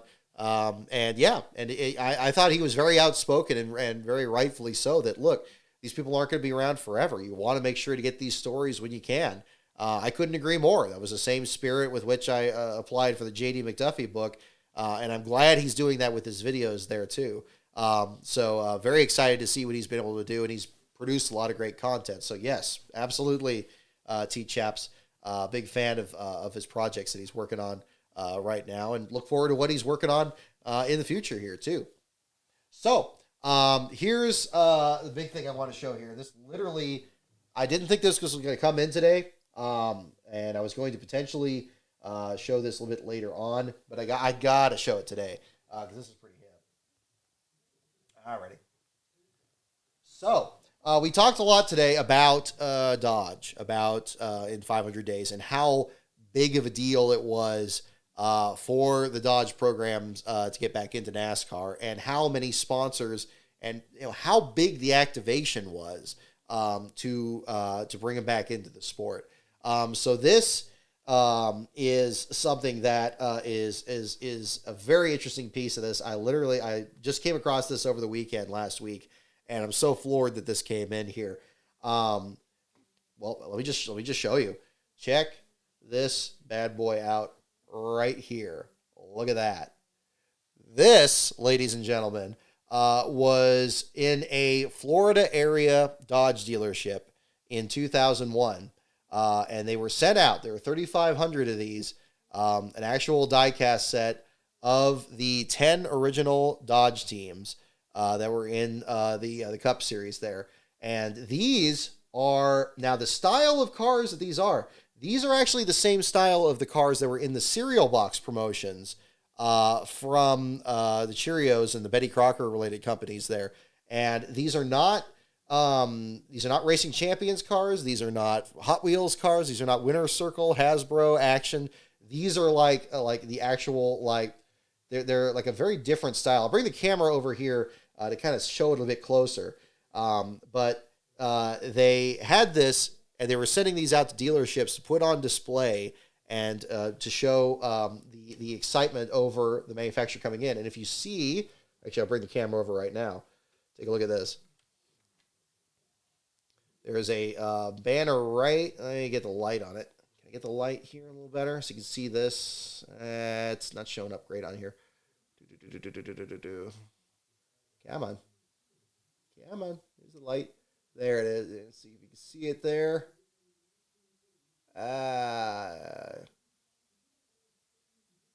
Yes. So let me read it there.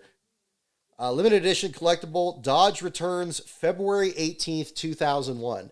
And again, that date over and over again, coming into the race, February 18th. Oh, there we go. Now you can see it right there. This is really crazy. So they did this display here, and it was of the original 10 Dodge teams. It has, what was really interesting is that they made this, and it had the singular car in there. We saw in 500 Days how late that deal came together. It still has Jason Leffler's car in the mix here. Let's see. There we go. Can I get that into focus? Oh, there we go. Now you can really see it. There we go. So here, let me go one by one through all these here. You can get a much better view of these. So this one here, there you go. You got Bill Elliott. You got in the original Dodge number 9 car here. Check out the Stacy Compton one. They're a little bit different version for the Kodiak paint scheme. It didn't have that kind of jagged flare pattern on the hood of the car. But on this one, it kind of does. So it's a little bit more of like a promo version of the scheme. Actually, it's on the side there too. Let me set this. Can I set this someplace? Let me set it on this armrest here so I don't move the camera around. I don't want anybody get nauseous there on the camera. There we go. Let's try that. Let's see if we can get, hopefully I don't disconnect the camera in the process here. There we go. There we go. Come on, let's try that. Let's bring it into focus. There we go. Yeah. So again, interesting. They only in the Betty Crocker or the Cheerios promo, they only released 5 of these in the cereal boxes. They didn't make all 10 of the cars. The other cars are usually made by other diecast manufacturers. In fact, I found another one of these online where they had the 10 cars, but they're all made by different companies. There were Racing Champions, there were Hot Wheels, or Team Caliber. But this one, they're all the exact same style. But again, they're very much like the cereal box ones. They kind of seem close to Hot Wheels cars, but the proportions of the bodies are different. They're much closer to the proportions of the cars back when they were the promos, like the very early ones where they have the lower grills. So you can see kind of on the 40th car. You know what? The plastic top does not come off, but you're right. I should do a video that'll be much easier to see. So I'll see if I can put that together this evening here and do that. But I'll give you at least a little bit there with the glare. Hopefully it's a little, it kind of comes into focus a little strange there. But yeah, Ward Burton, Sterling Marlin there on this. The Dave Blaney is interesting. I haven't seen a diecast of it with the numbers italicized forward like this. I think most were kind of like in the backwards. And Kyle Petty and, of course, Buckshot Jones in the Georgia Pacific car at the very end here as well. Big fan of the 44 paint scheme. Always liked that one. I always talk a lot about white being used as kind of a highlight color on paint schemes. Here, I'll show you kind of the rear view. You can see a little bit here. Again, I should do a standalone video on this. This isn't showing great. But the rear bumpers kind of have the prototype bumper covers there with kind of the indentation where the license plate was. You didn't really see that on the later ones. But yes, this was, again, one of 3,500. Excuse me. And it was made as a display that dealers would keep in their dealerships, really to kind of promote, that Dodge was involved in racing. And as you know from part one, that was the deal with that. So they were really that big into promoting Dodge in the sport. The other thing that comes with it here, and I'll read this here as well. It says some mild spoilers for part 3 of the video here. But what it also came with, this letter that I guess was sent when they mailed this to the dealership. I'm still trying to get information on which dealer this was, but it was apparently somebody, I think it was somebody in Florida, but definitely back in 2001. And it came with this letter right here that is signed by Jim Julo. I'm sure it's printed. Yeah, no, it's printed, but printed from an original there of Jim Julo, who's the vice president of marketing for Daimler Chrysler Corporation. And here's what the letter reads. Dear dealer principal, enclosed, please find your complete set of the Dodge Winston Cup lineup. These models are not only collectible, only 3,500 sets exist, but they represent your contribution in making Dodge's return to Winston Cup a reality. These are exciting times for Dodge, and we greatly appreciate your efforts. Now, this is where it's a little bit of spoiler territory. This was printed after the race. It says, with our recent success at the Daytona 500 with 3 top 10 finishes, we should all be proud of what we've accomplished in a very short amount of time. It is a true example of the one-team approach that we'd adhered to strongly. So please enjoy these models, display them in your dealerships, and let's keep the momentum going. It's going to be a great season, and we thank you for your continued support. So that's what the letter says right here that came with that. So this was not a publicly released thing. This was something that was very much with the dealerships in mind. And I don't know how the cars, I think they're screwed. Yeah, they're screwed in somehow with this. probably my phone could probably get a better shot of this, although my other camera probably will do that pretty well. But that's, they're in there pretty good. And then this cover does not come off here, which is probably for the best. I don't think I'd probably do something on that. But here I kind of, But I was floored. I came across this the other day, and I'm like, this. I said, like, man, I hope this comes in time for the show this week. So I was actually glad that the show got moved from yesterday evening to this afternoon. So I was able to kind of get that on that. Definitely, I should do a video on this. That would be better. I had some ideas of some bonus content to go with 500 days anyway, and I think this will be a good lead off here. Wow. Yeah. I mean, it literally came in. I was waiting. I had a podcast I did before this, and it came in when the podcast started. Just came in here about an hour and a half ago. We'll get more into which Dodge teams ended up performing the best in the race in part 3, but you'll see there as well. But so again, interesting piece of history, piece of motorsports history there at the same time. So definitely wanted to show that. And I'll do a standalone video on that and hopefully get that up here pretty soon. I'll probably put it in the Patreon first and get that up there in short order. I think that would be, I think that'd be a good idea. Let's do that. So, all right. Did they send them to Canada too? A good question. I don't know. That's right. I'm trying to get some more information from the original seller. He got it from an estate sale from the wife of the Dodge dealer, and he just had it on hand. And I'm like, oh my gosh, this needs to be seen. So but that's definitely for sure. Yeah, it's really hard to see with the glare. Yeah, we'll do a standalone video on this and try to get some high res images of this. And I just need to set it. I can probably use it on this table right here and kind of get some good shots of it. Hopefully that'll look a lot better. Anyway, here's a version.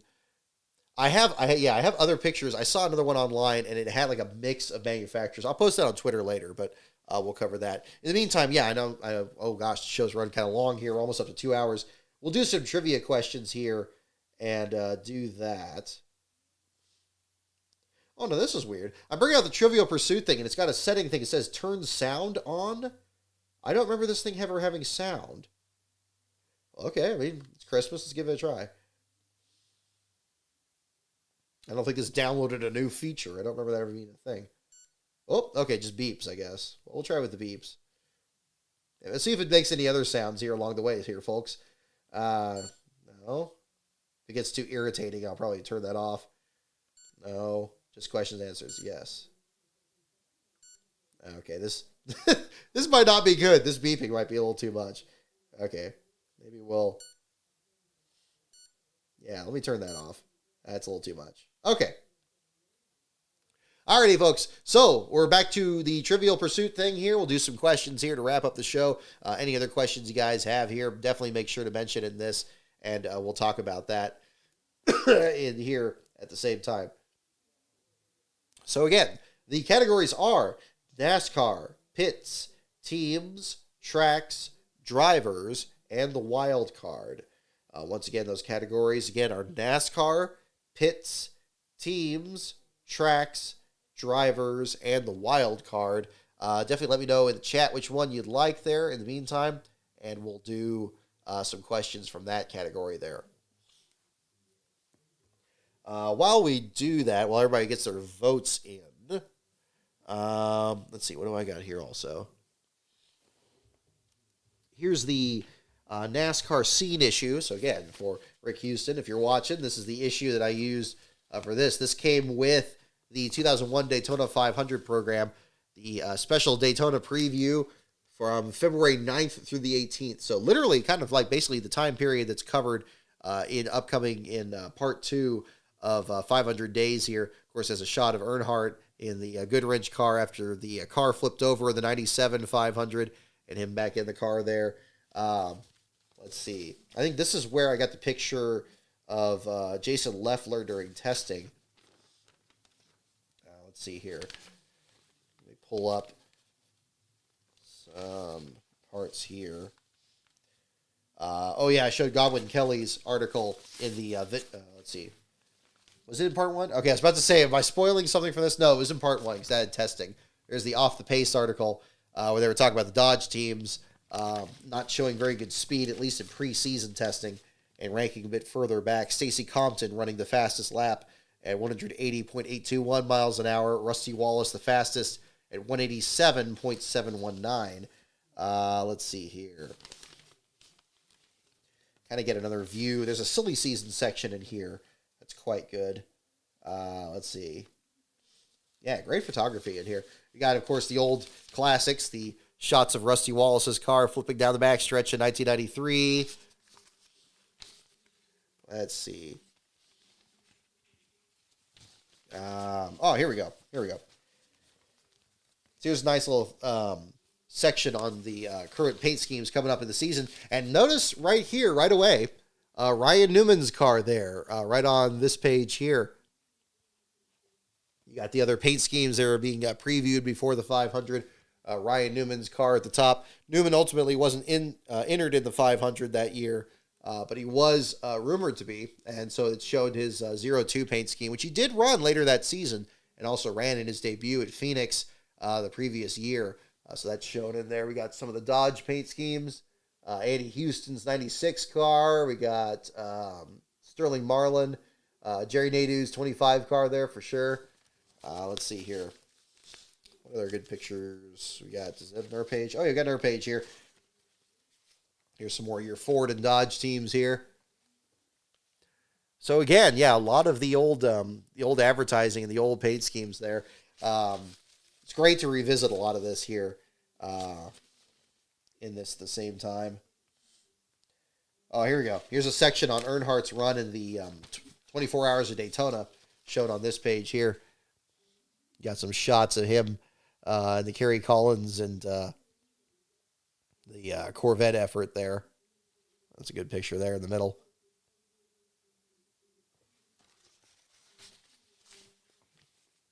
Let's see. But yeah.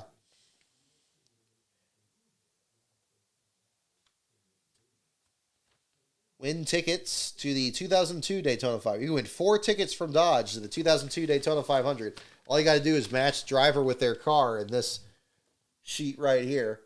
And we get a lot of the old paint schemes kind of there. Shows the 01 car in the Bell South paint scheme. Let me pull it this way. There you go. I can see that a little bit.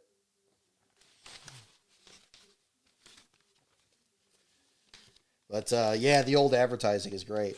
Oh, where's the, yeah, they had the Bobby Isaac paint scheme there. There we go. I think I showed this did I show this in part 1? I think I did. There you go. Kind of drawing the comparison there to Bobby Isaac's championship-winning Daytona there. And, of course, Bill Elliott's number 9. Got the Johnny Benson. Oh, hang on. Flip it the other way. Johnny Benson and the new Valvoline paint scheme there. I mean, again, so many things changed in short order. I mean, this issue probably could have been twice as long with all the things that were going on there. But kind of another way to kind of sum all that up. On March 24th, 1970, a Dodge Daytona lapped Talladega at a tick over 200 miles per hour. No one had ever gone that fast on a closed-circuit racetrack. The Dodge's winged body and the extraordinary power of its Hemi engine made it quite different from anything else on the NASCAR circuit. On February 18th, 2001, the red racing machines of Dodge will return to the NASCAR Winston Cup Wars at the Daytona 500. Once again, they'll be different, but this time the difference is less about hardware and more about philosophy, more about utilizing your own people and technology, more about fielding a factory racing team that, unlike most current efforts, actually is a factory racing team, a team made possible only through the hard work and cooperation of thousands of Dodge employees and dealers. It's a different way to get to the finish line. It's the Dodge way. That's what the ad says there. So there you go.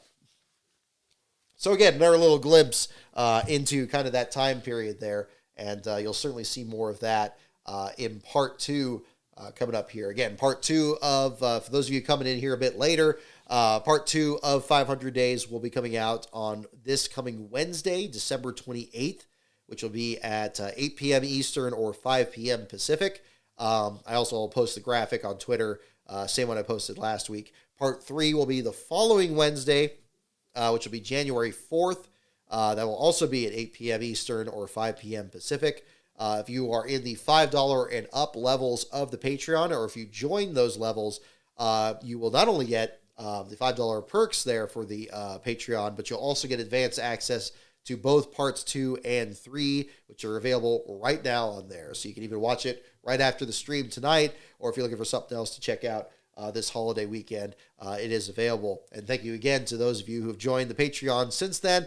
And I've already got a backlog of some, I've actually just gotten a batch of stickers that just came in, because I got some other stuff to send to the new Patreon members here, and I hope to have that in the mail early next week. So we'll go from there. I mean, a lot of things are happening. Very exciting, and very excited to share these remaining videos with you guys here. So where are we with the categories here? Let's see. Pits, tracks, drivers, wild card. I got 2 for tracks, and 2 for the wild card, and 2 for drivers. Okay, I'm not sure. Yeah, we'll see here. Maybe we'll do kind of change it up here a little bit. Let's see here. We'll start with some wild card questions.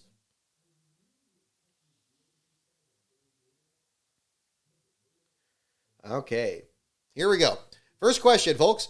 Who are the only brothers to each win NASCAR Winston Cup Rookie of the Year? Who are the only brothers to each win NASCAR Winston Cup Rookie of the Year? Those are your question. That's your first question.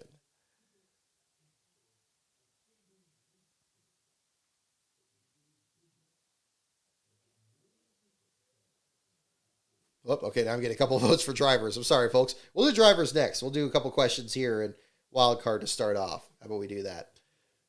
Who are the only brothers to each win NASCAR Winston Cup Rookie of the Year?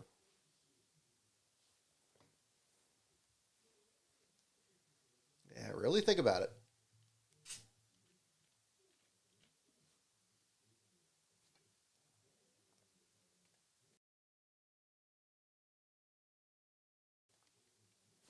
And again, this is a late 90s thing, so it probably won't be a more recent set of drivers here. Again, kind of put yourself back in the old time machine there, back to 2000, 2001. So, yeah. Who are the only brothers to each win NASCAR Winston Cup Rookie of the Year? You know, really give it some thought there. We got Bodines, we got Labontes, we got Bouchards, we got Allisons. So there's a lot of options, But at least in the late 90s, there's only one. So we'll see. We're the only brothers to each win NASCAR Winston Cup Rookie of the Year. If there's anything else I said I was going to mention in the show tonight and I haven't talked about it, definitely let me know too. I know I mentioned the Derek Cope book. I was going to talk about that. But yeah, hopefully if there's anything else there, we can certainly cover that too.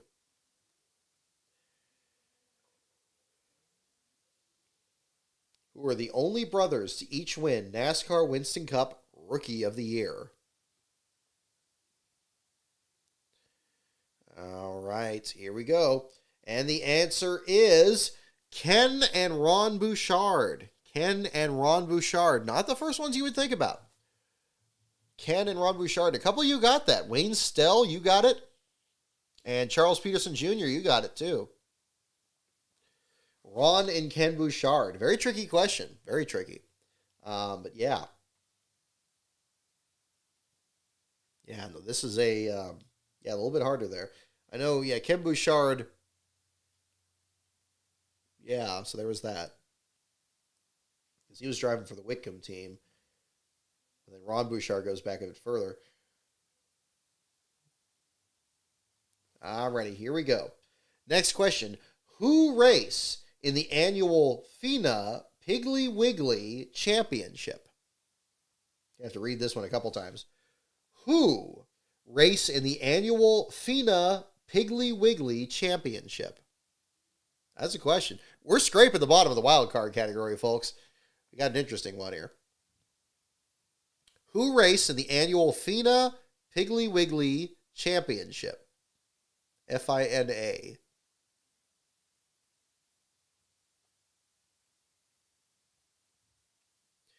Who race in the annual FINA Piggly Wiggly Championship? Yeah, I know. Who? It's like what kind? Like, is it a particular group of crew members? Is it a particular set of drivers? Is it people from one state? I don't know. It's not giving me any context clues. Don't look it up. Try not to look it up, as per usual. Let's try to do it as much here. It's tricky. Who raced in the annual FINA Piggly Wiggly Championship? Freddie Gaudreau? I don't know, maybe. Dick Trickle, Hut Strickland. Crew chiefs? Said some of his tire changers?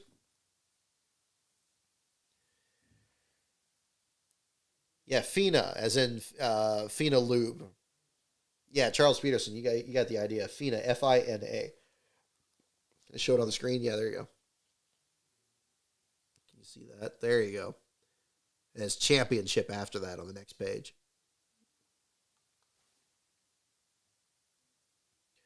Mostly Busch Series sponsors, but I don't know what kind of race that is. Good question. I honestly don't know either. Who raced in the annual FINA Piggly Wiggly Championship? All right, give up. We're going to have the answer here. The answer is transporter drivers. Transporter drivers is the correct answer. Okay, there you go. I do remember something about like them doing tests where like transporters had to like weave through cones and stuff. I don't know if that was the same thing or if that was more unofficial. Transporter drivers is the answer. I don't know if they drive their transporters or if they drive cars. Yeah, FINA Piggly Wiggly Championship. Let's take a look, shall we? I still need to do the thing where I could pull up the actual screen here. Wiggly Championship. All right, let's take a look here. Okay, well, the first option is Randy LaJoie running FINA and Piggly Wiggly on his car. Piggly Wiggly softball tournament. Okay, I guess I got to put it.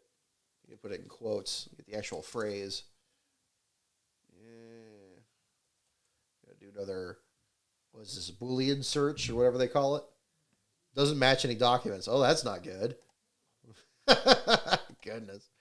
Yeah, I'm not seeing it there. Interesting. Well, there you go. Transporter drivers. Alrighty. Let's switch over to drivers. I saw a lot of you guys wanted to do some driver questions. But that was a good one.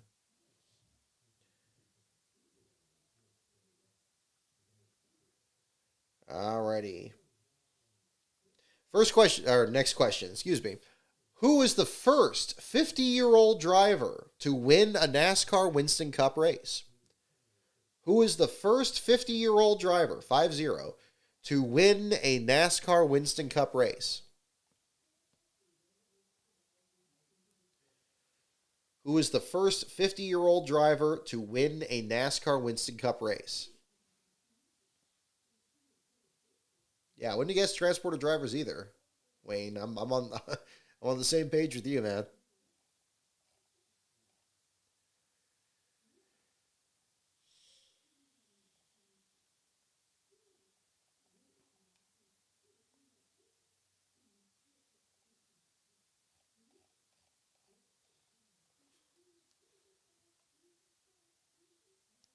Who was the first 50-year-old driver to win a NASCAR Winston Cup race? Yeah, I guess this is for Bobby Allison and Mark Martin and Morgan Shepherd and the Bodines and Harry Gant. All right, here we go. First driver, 50-year-old driver to win a Winston Cup race. The answer is Bobby Allison, indeed. Bobby Allison.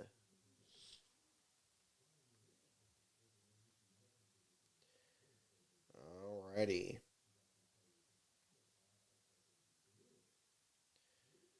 Let's see.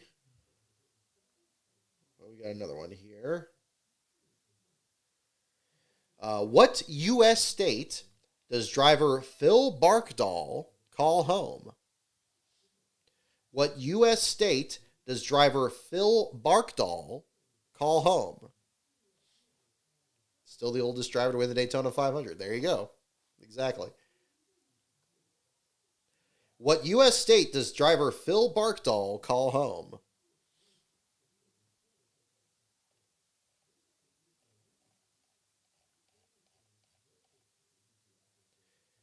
Alrighty, well, we'll wrap up here in a little bit, folks. I know the show's running a little bit long tonight, but I appreciate you guys tuning in here.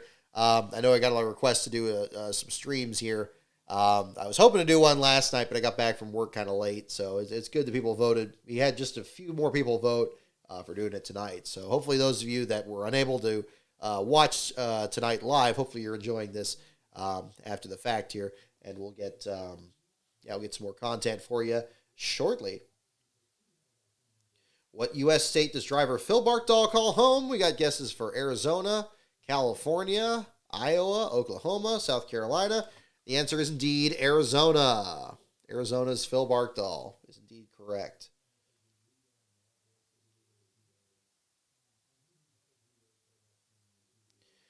Alrighty. Next question. What driver tried to run full programs in both Winston Cup and Busch Series in 1998? What driver tried to run full programs in both Winston Cup and Busch Series in 1998? Tried to run full-time Cup and Busch in 1998. Don't look it up. There you go. What was the worst generation of stock car that's easy, the COT? Well, there you go. That's why it's not on here yet. Well, they were still figuring out other things back when this thing was made. What driver tried to run full programs in both Winston Cup and Busch Series in 1998? Alrighty.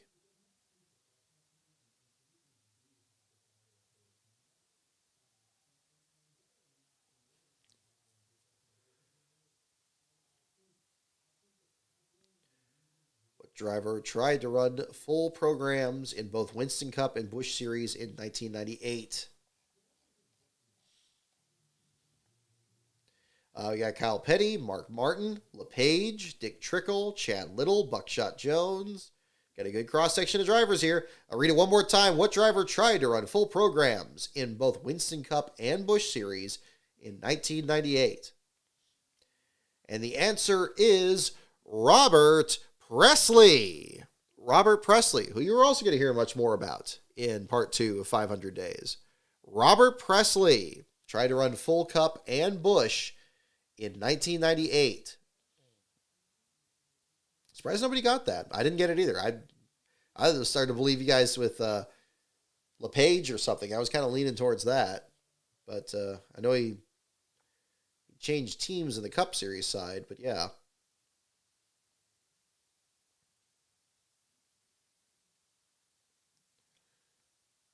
Let's see.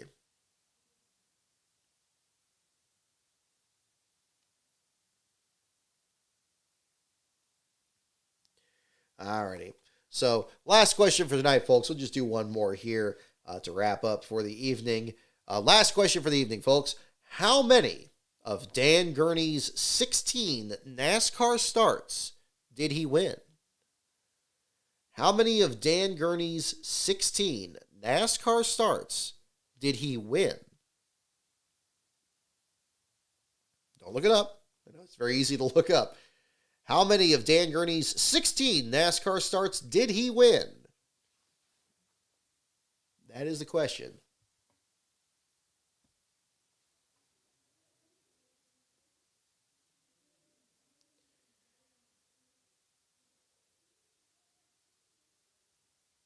How many of Dan Gurney's 16 NASCAR starts did he win?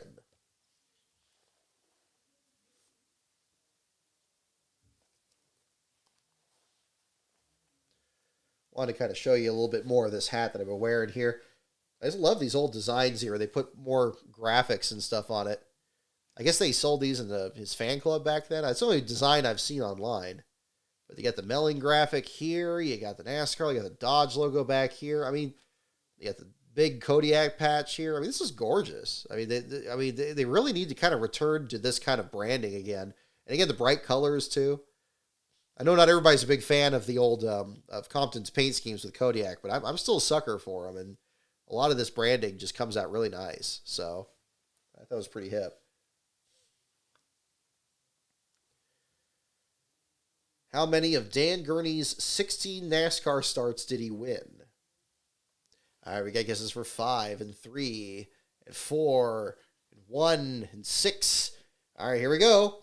How many of Dan Gurney's 16 NASCAR starts did he win? And the answer is 5. 5 is the correct answer. And indeed, I do believe, Charles Peterson, you're right, that they were all at Riverside. He certainly owned that track. There was a time that they just called that race at Riverside the Dan Gurney Invitational. And at some point there, it's kind of like what Neil Castles was with the follow-up races there that he won all the time. They called the Soapy Castles Benefit. So there you go. Well, thank you so much, everyone, for tuning in here tonight. And thank you again for your support of 500 Days that was released this past week. Again, those of you waiting for part 2, that is going to be this next Wednesday, December 28th at 8 p.m. Eastern, 5 p.m. Pacific here on this channel. It'll be 2.5 hours, so definitely bring a snack or something like that if you're going to watch the premiere that evening. And it will be available on YouTube at that point. Parts 2 and 3 are currently available on the Patreon, patreon.com/LastCarOnBrock. If you are at the $5 and up level, or if you join those levels, you will have advanced access to both of those. You can watch those immediately after the show this evening. We may do another live stream after part 2. Won't be after it that night, because by then it's going to be about 10 o'clock Eastern there, and I think that's going to be too late for most people. We'll probably maybe do another one either next Thursday or Friday, and kind of tie together part 2, do a Q&A on that. We got some other stuff I can show you there as well. And yeah, we're going to do all that in the meantime here. So before we wrap up here, once again, Merry Christmas, everyone out there. Happy holidays. Be safe out there with the cold weather, the snow and everything. Hope you have a wonderful weekend. And thank you again so much for your support this year. Again, it's been a great year with LastCar coverage.